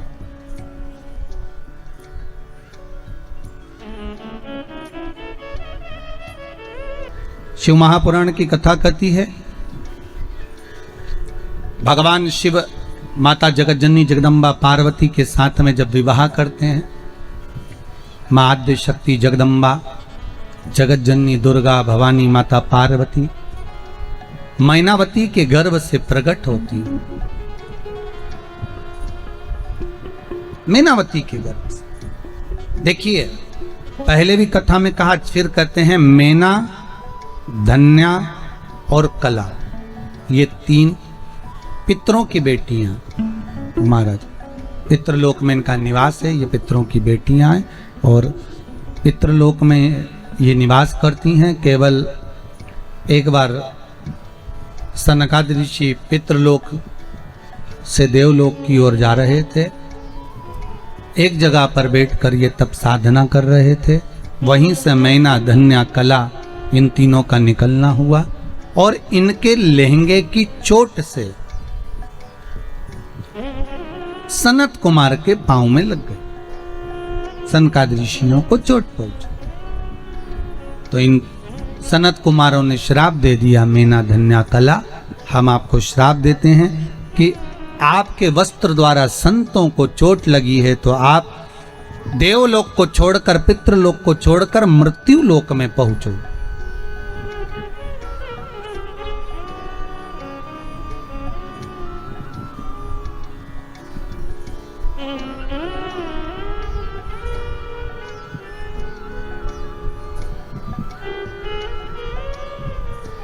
अब तुम्हें पितृलोक में नहीं रहना, अब तुमको मृत्यु लोक में रहना। तीनों देवियां रो पड़ी, आंखों से जल बहने लगा। सर्वाधिक सुंदर, अति सुंदर अगर कोई लोक है तो वह पितृलोक है। कौन सा लोक सुंदर है? पितृलोक, बहुत सुंदर। क्योंकि पितृलोक इसलिए सुंदर है क्योंकि नीचे मृत्युलोक में जब, मृत्युलोक में जब आप लोग कथा श्रवण करते हैं ना,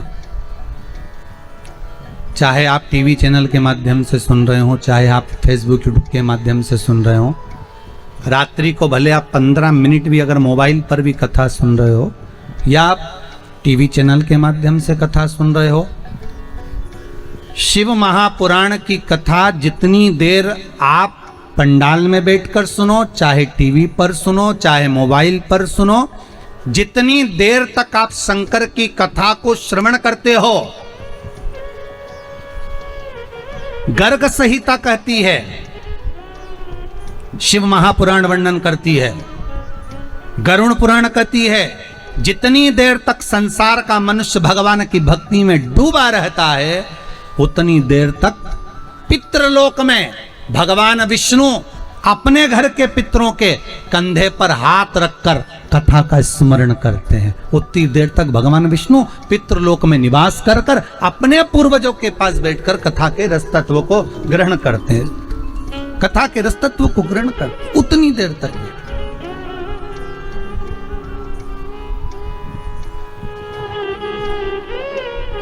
अब अंदाजा लगाइए आप लोग कितनी बजे कथा में आए हो।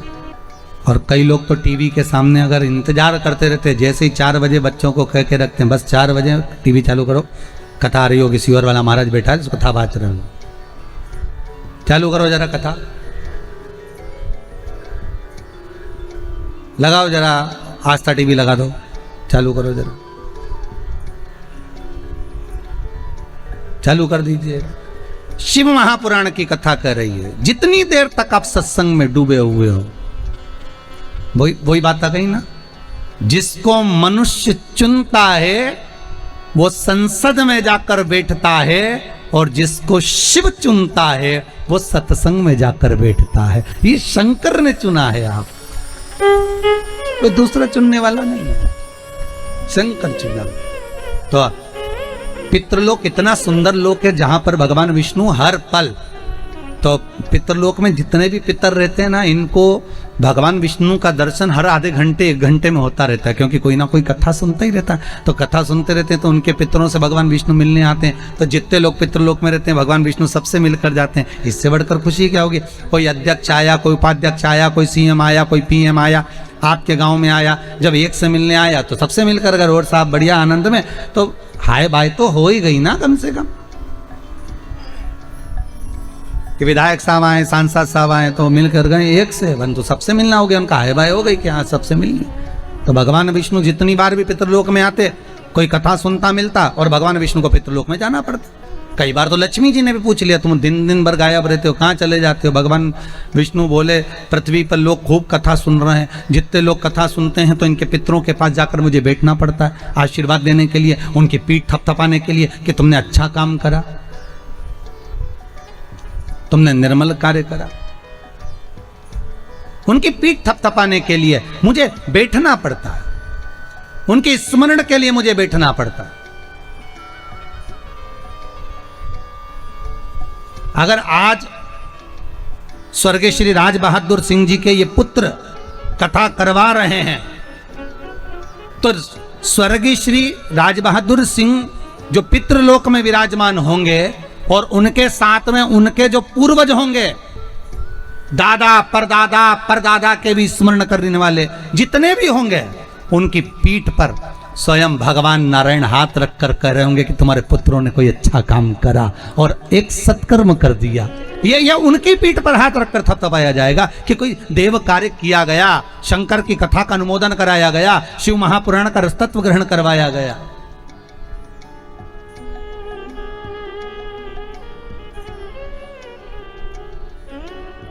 मेना धन्या कला कर रही है कि आप हमें पितृलोक से नीचे मत भेजिए, क्योंकि इस लोक में हमें रोज भगवान का दर्शन होता है।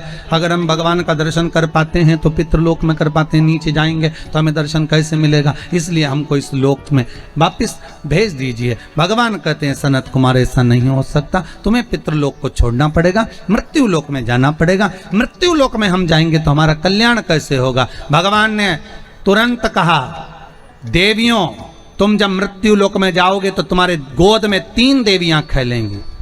मैना की गोद में पार्वती, धन्या सुनैना बनेगी जिनकी गोद में सीता, कला कीर्ति बनेगी जिनकी गोद में राधा। ये 3 खेलेंगी और ये तीनों संपूर्ण विश्व का कल्याण करेंगी। इन 3 देवियों के प्रकट होने से संपूर्ण ब्रह्मांड आनंदित होगा। संपूर्ण ब्रह्मांड,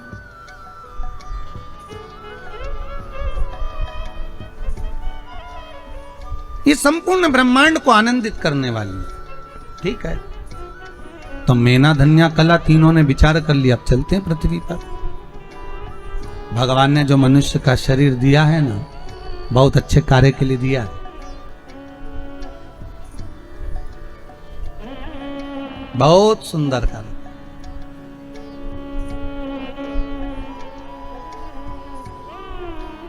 आज कितनी प्रसन्नता का विषय होता होगा महाराज।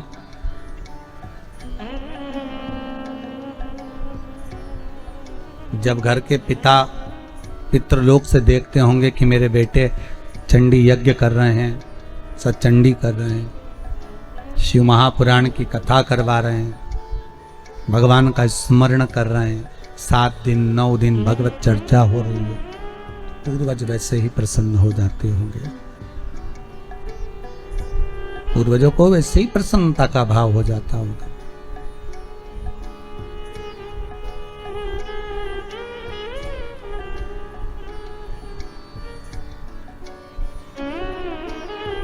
बड़े प्रसन्नता महाराज। एक बात अच्छे से सुन लीजिए, ध्यान रहेगा आपको। जब हमारे यहाँ पर बच्चा होता है ना, हमारे यहाँ पहले पहले लड़का वगैरह होता है ना, तो ढोल बैंड बाजा बजता है। आपके गांव में ऐसा है कि नहीं पता नहीं, परंतु वो है ऐसा। तो बच्चा होता है तो बड़ा ढोल बैंड बाजा बजता है। शिव महापुराण की कथा और गरुड़ पुराण कहती है, मृत्यु लोक में किसी के घर में बच्चा होता है पहली बार तो ढोल नगाड़ा बैंड बाजा बजता है। पितृलोक में जब परिवार का कोई एक व्यक्ति भी शंकर की कथा को करवाता है, शिव महापुराण की कथा को करवाता है, तो पितृलोक में स्वयं भगवान विष्णु शंख का नाद करते हैं और कहते हैं धन्य है तेरे घर के बच्चे, जो तेरे घर के बालक, तेरे घर के बच्चे कोई शुभ कार्य कर रहे हैं। यहां तो अपन नगाड़े बजवा रहे, मां भगवान विष्णु नगाड़े बजा रहे।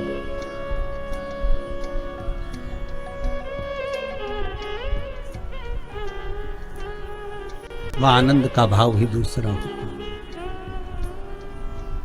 महाराज, मैना माता की गोद में पार्वती मैया आ गई। पार्वती मैया सुंदर स्वरूप था मां का। नारद जी ने प्रसंग भाव में कह दिया, बालक होगा, इसको जो पति मिलेगा भस्मी रमाने वाला, जटाजूट बांधने वाला।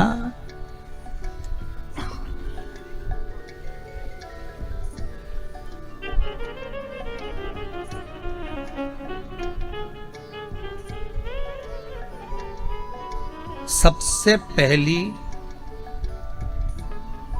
भस्म, सबसे पहली भस्म शंकर भगवान पर किसने चढ़ाई थी?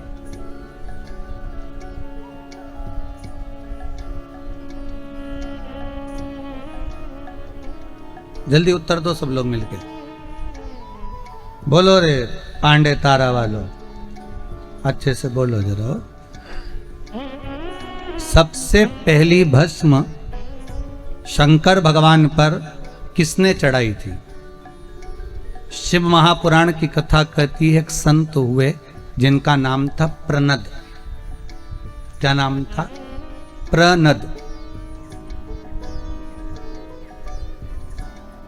एक संत, वो शंकर की आराधना में डूबे रहते थे। कहते हैं उनकी आराधना का आनंद क्या था कि उस आनंद में प्रनद संत जो थे बड़े आनंद में डूबे रहते थे। कहते हैं शंकर का अनुमोदन करते थे तो केवल एक छोटा सा शिवलिंग सम्मुख में रखकर उस पर जल चढ़ाना, उस पर दूध चढ़ाना, उस पर स्मरण करना, अलग अलग वृक्षों की पत्तियों को लाकर उसे समर्पित करना। ये बात हमने पहले भी कथा में कही है कि आपके पास में अगर बेलपत्र नहीं है, मान लो आपके पास में अगर बेलपत्र नहीं है, तो शिव महापुराण की कथा कहती है कि आप अलग अलग वृक्षों की पत्तियों को लाकर भी शंकर को समर्पित कर सकते हो। कई माताएं कहती हैं गुरुजी हमारे यहाँ किसी व्यक्ति को बीमारी बहुत ज्यादा हो गई है, तो हम शिव की आराधना कैसे करें? अरे शंकर का नाम जप कर लो साहब।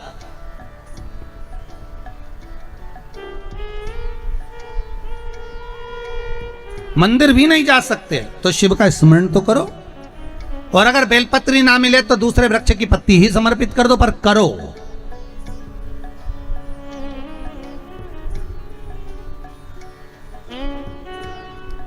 प्रणत का काम था रोज बस शंकर की आराधना में डूबना। कहीं वृक्षों की पत्तियां तोड़ कर ले आते, शिव जी को समर्पित कर देते। इन्होंने इतना भजन करा, इतना स्मरण करा, इतना स्मरण करा, इतनी भक्ति को धारण करा, इतनी भक्ति को धारण करा। महाराज शास्त्र कहता है जैसे पार्वती मैया ने भगवान शंकर को पति बनाने के लिए जो तप, जो साधना, जो आराधना करी है, जो तप साधना करी है, जो आराधना करी है, कहते हैं वैसी की वैसी ही तप साधना आराधना प्रणद ने करी। वैसी की वैसी तप साधना।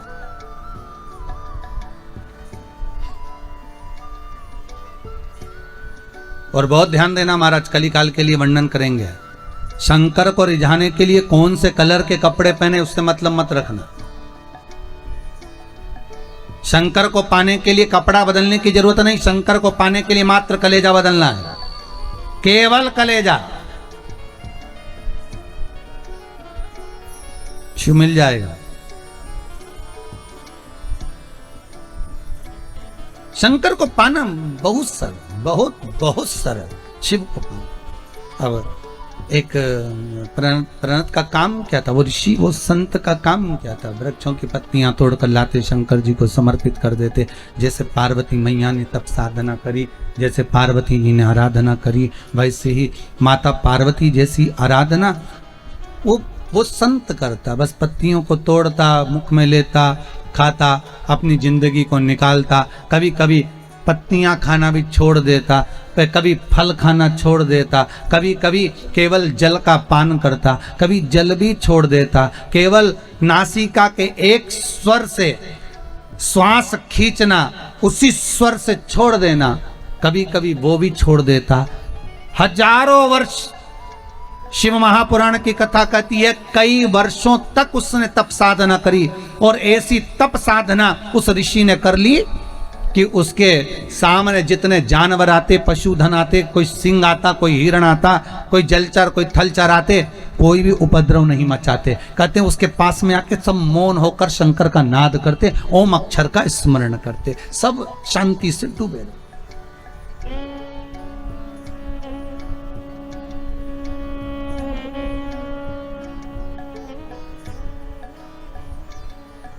ओम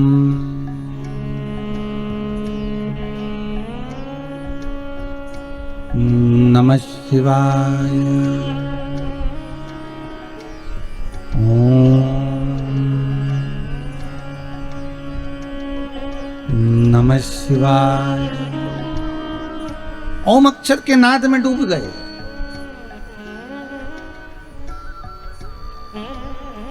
एक दिन प्रणत पत्तियों को खाने वाला वो संत, वो ऋषि फल और पत्ती के सिवा कुछ नहीं खाता था।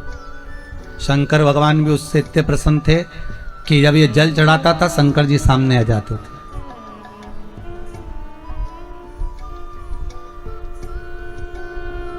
शिव सामने। एक दिन किसी वृक्ष की पत्तियां तोड़ने के लिए गया, उंगली में चोट लग गई। चोट लगी, रक्त जमीन पर गिरना था। शरीर में क्या होता है? रक्त।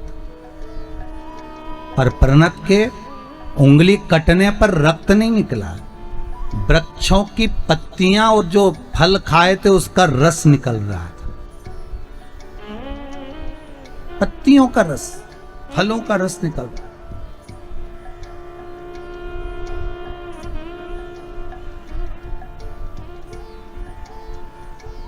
ऋषि के पास में जब उसने देखा कि मेरे रक्त में से, रक्त की जगह पर पत्तियों का रस और फल का रस निकल रहा है, बड़ा खुश हो गया।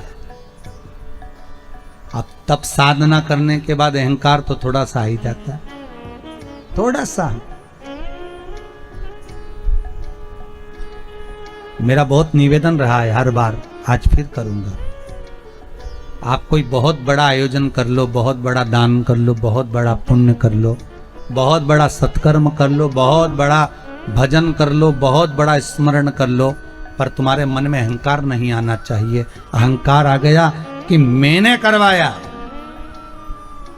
इतना बड़ा कोई नहीं करा सकता था, ऐसा कोई नहीं कर सकता था, तो तुमने जो कराया वो सब पानी में चला, उसका फल कुछ नहीं था। उसका फल नहीं मिलेगा। शिव महापुराण का फल क्या है? अहंकार से विहीन हो जाइए। अभी दुर्गापुर में हम कथा कर आए हैं अग्रवाल जी के यहाँ, उनका दूसरी बार फोन आ गया, महाराज गुरुजी से कहो तारीख दीजिए कथा की। खुसरो कथा कर आए तो खुसरो वालों का फोन आ गया, गुरुजी से कहो तारीख दो दूसरी कथा। शिव महापुराण का पुण्य फल अगर चाहिए, किसी यज्ञ का, अनुष्ठान का, भजन का, कीर्तन का, स्मरण का, कन्या भोज का, भंडारे का पुण्य अगर चाहिए तो तुम्हारे मुख से यह नहीं निकलना चाहिए कि मैंने इतना बड़ा करा दिया। नहीं, कराने वाला शंकर था, करने वाला शंकर था, बाबा को कराना था, पूर्वजों की कृपा थी, कहीं हमारे माता पिता ने दया कर दी होगी, बाबा ने कथा कर दी होगी। मुख से जब ये निकलेगा तो दूसरी कथा भी बाबा जल्दी से जल्दी करा देगा, क्योंकि वो करा रहा है। हम एक निमित्त मात्र हैं, केवल एक निमित्त, दूसरा हम है ही नहीं कुछ।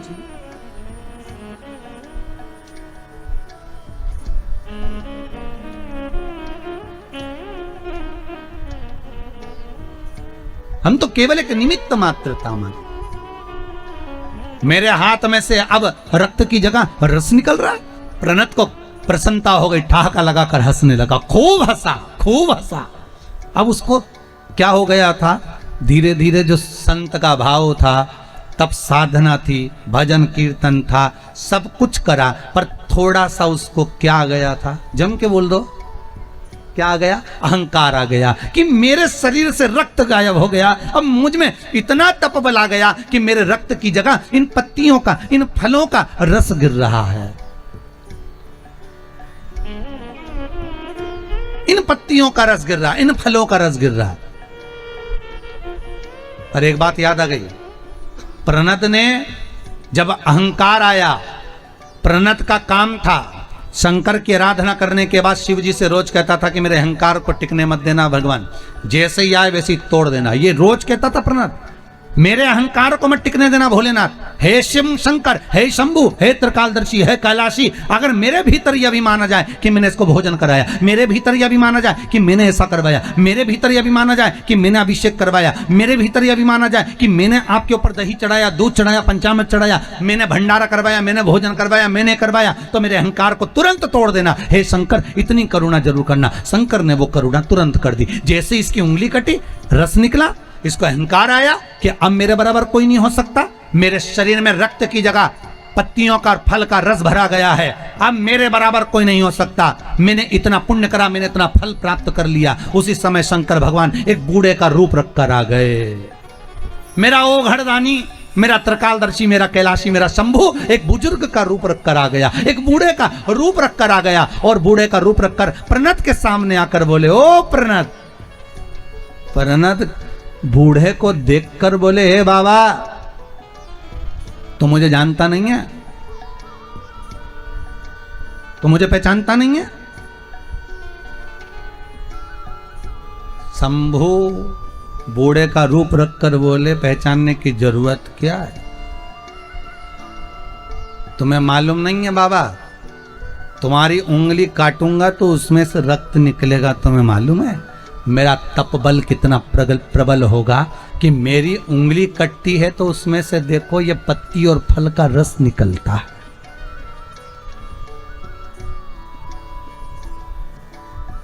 मेरा तप बल कितना प्रबल है।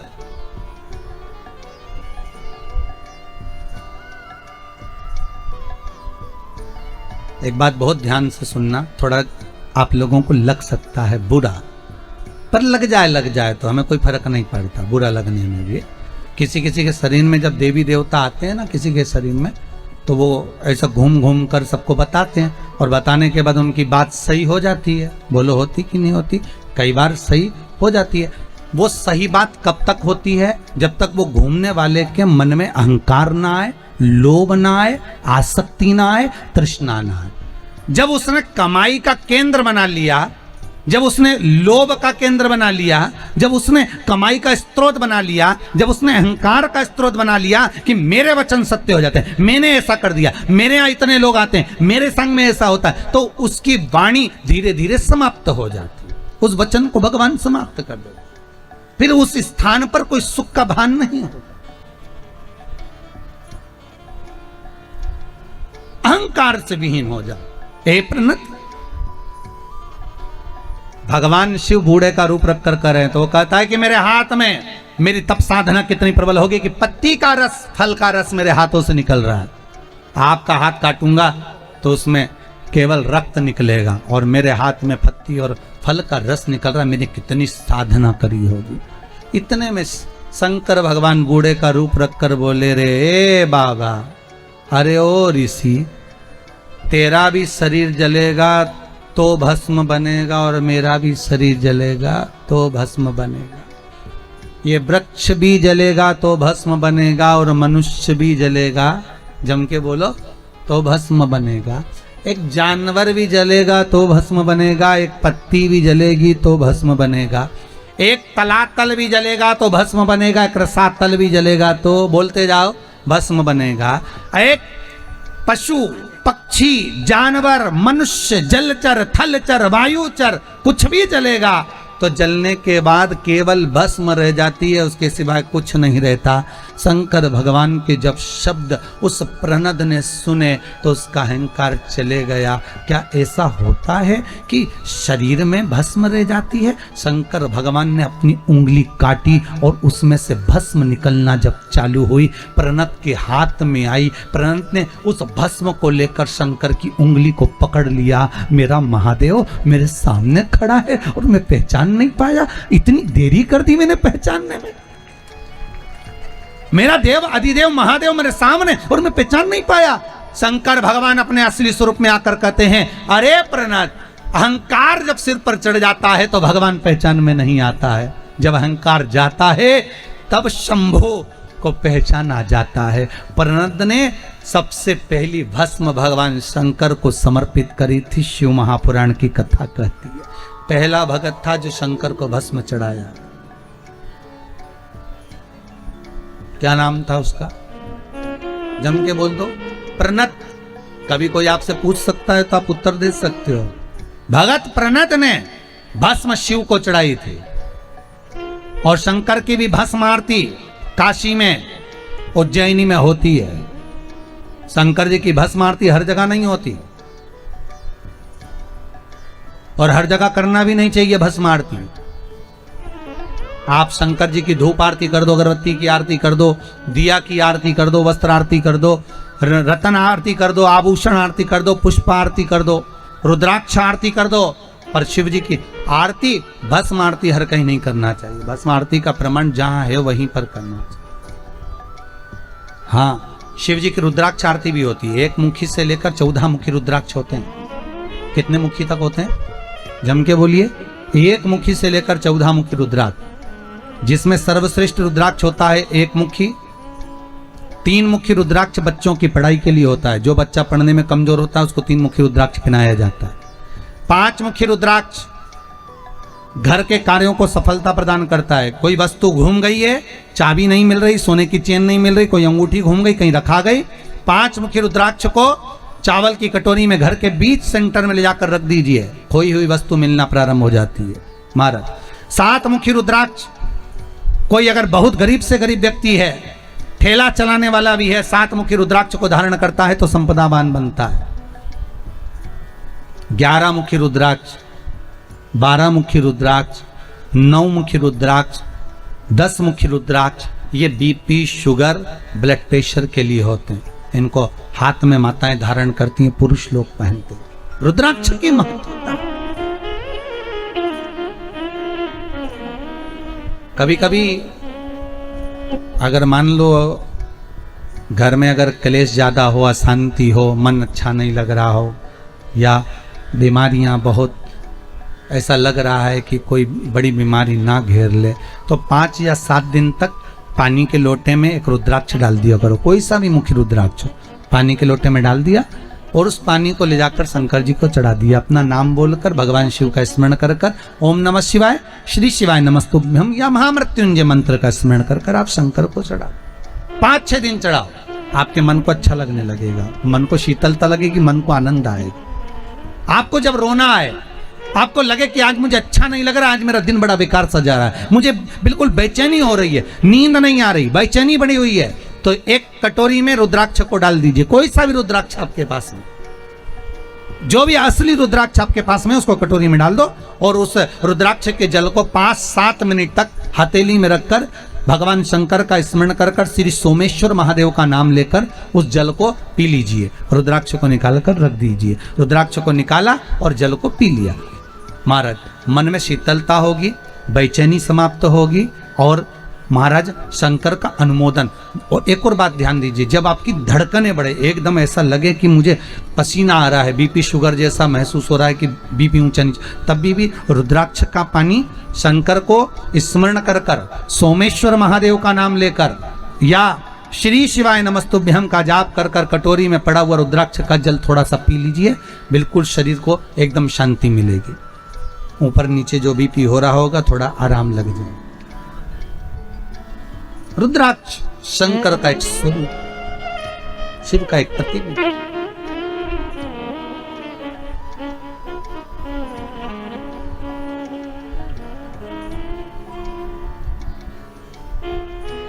शिव का स्मरण करने कहा,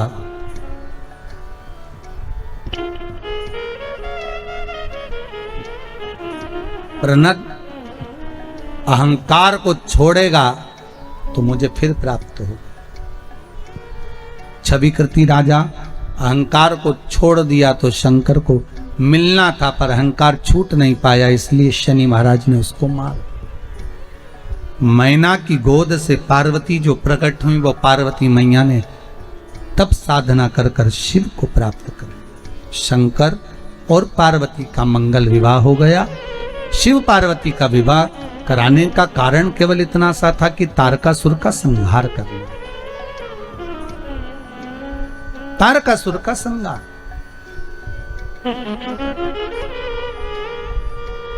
भगवान शंकर के तेज पुंज से गंगा के जल से कार्तिकेय जी का प्राकट्य है। पार्वती जी की बड़ी बहन है गंगा, हिमालय राज की बड़ी पुत्री गंगा। कहते हैं जब पार्वती का लेखन स्वयं देव ऋषि नारद ने कहा कि इसको ऐसा पति मिलेगा, ऐसा मिलेगा, और नारद जी ने कहा यदि ये शंकर का स्मरण करे तो शिव पति मिल जाए। गंगा जी ने अपने कानों से सुन लिया कि शंकर ऐसे हैं, क्यों ना मैं उनका अनुमोदन करूं। पार्वती से ज्यादा तप गंगा जी ने करना प्रारंभ कर दिया। इतनी तप साधना गंगा जी ने करी, इतनी तप साधना करी। एक दिन पार्वती को मालूम पड़ गया कि मेरी बड़ी बहन गंगा शंकर जी को रिझा रही है और मैं भी शंकर को रिझा रही हूं, शंकर तो एक के पति बनेंगे, फिर गंगा रिझा रही तो क्या होगा। पार्वती जी ने थोड़ा सा छल कर दिया। और छल क्या करा पार्वती जी ने, छल तो नहीं कहेंगे, पार्वती अपनी सहेली से कहने लगी, अरे सखी, अरे ओ सखी, मैंने सुना है कोई संत अगर अपने दरवाजे पर से निकले, एक लोटा पानी भरकर संत के ऊपर डाल दो तो संत प्रसन्न हो जाते हैं। गंगा जी ने कान लगाकर सुन लिया। इसलिए जीजियों आपसे भी निवेदन है, कभी किसी की यहां कान लगाकर मत सुनना हो। गंगा जी की हालत देखो क्या कर दी वो पार्वती जी ने कान लगाने के चक्कर। केवल कान लगाने के चक्कर में गड़बड़ हो गई। कभी कभी हो जाता है।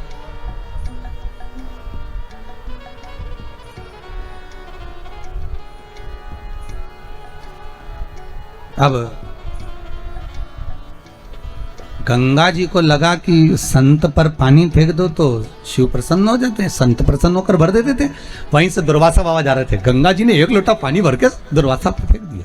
जैसे ही दुर्वासा पर फेंका, दुर्वासा को क्रोध आ गया और दुर्वासा जी बोले, अरे गंगा, तूने संत का अपमान करा है, तू हिमालय राज की बड़ी बेटी होकर तूने संत का अपमान करा।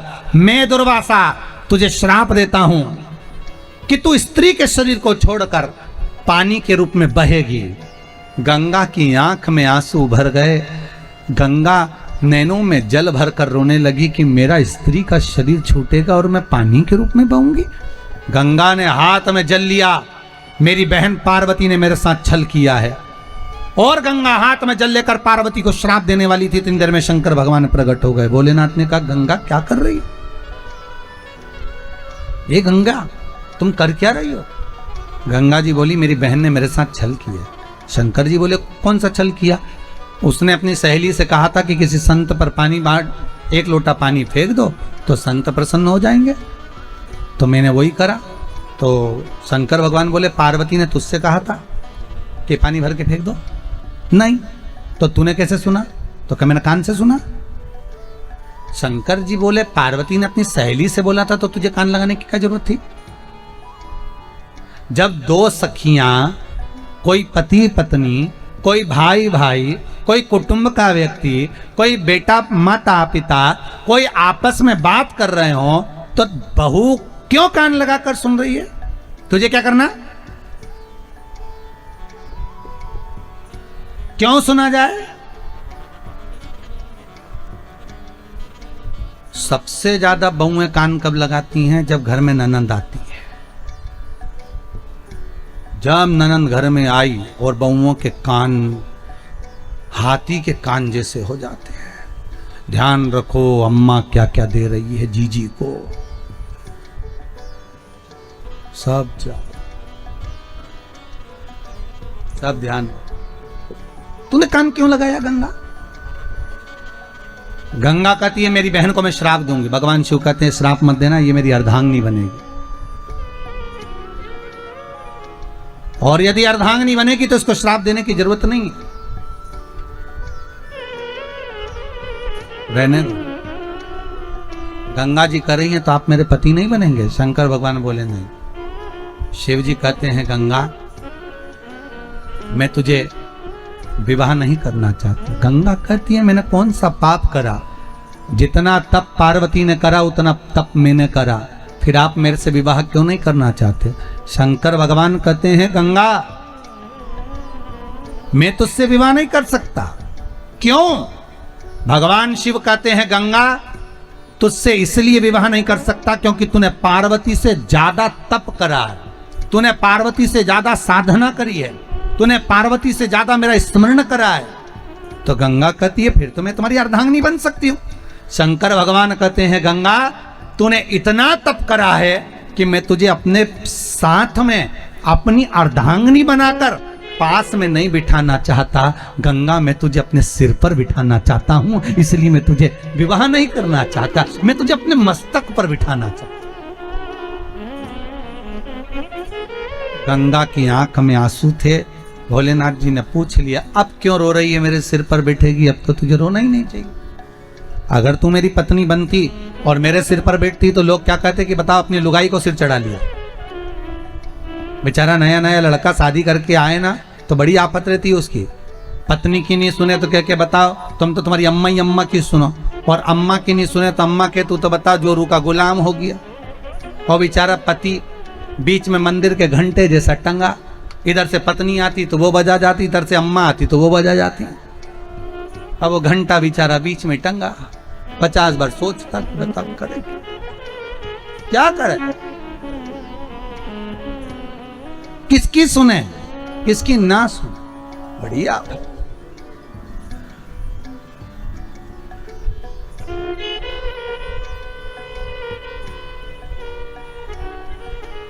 अब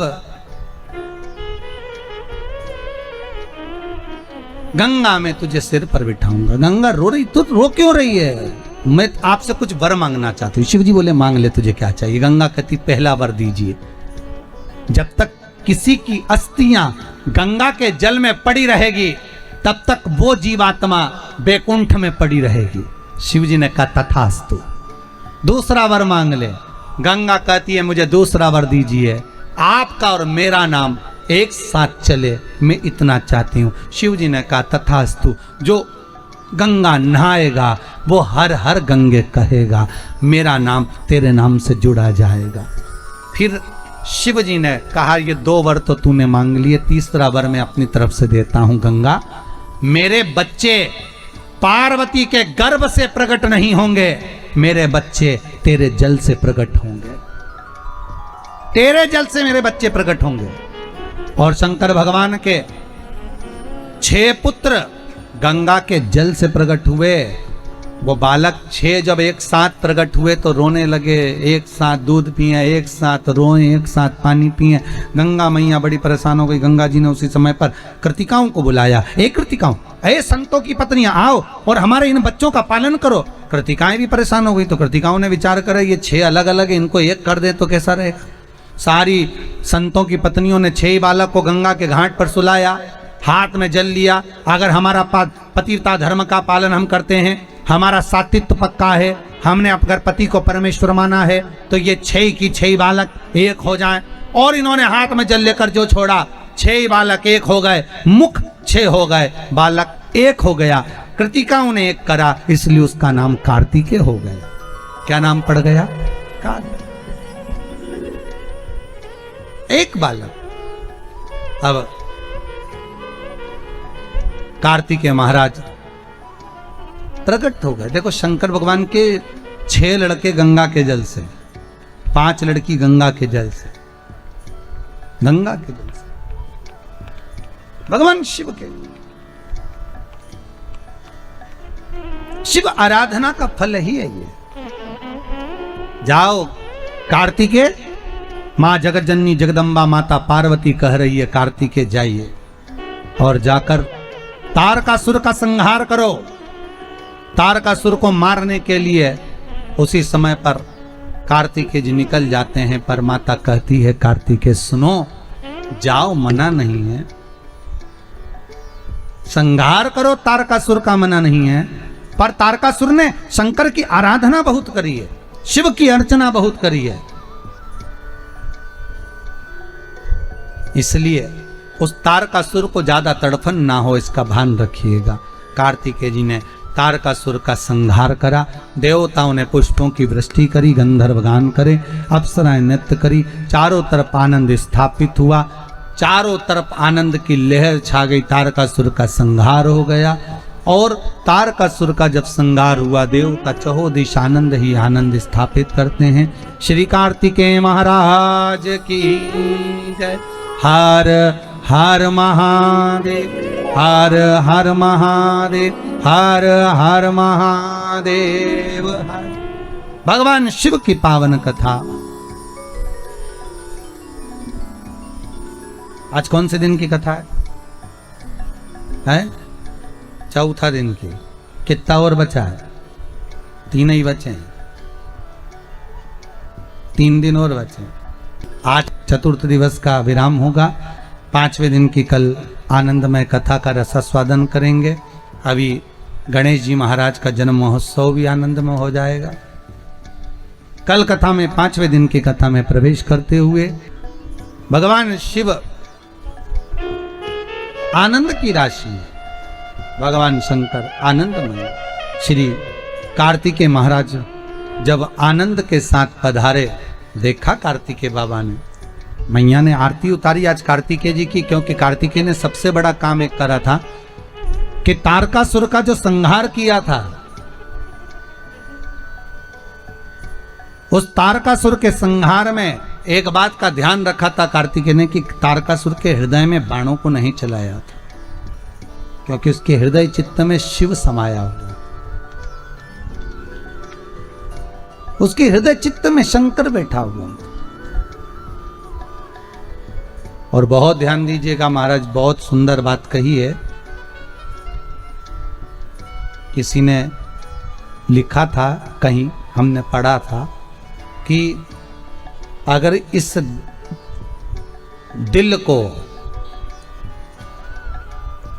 महादेव के सामने खोल दोगे तो ये दिल फिर हॉस्पिटल में नहीं खोला जाएगा।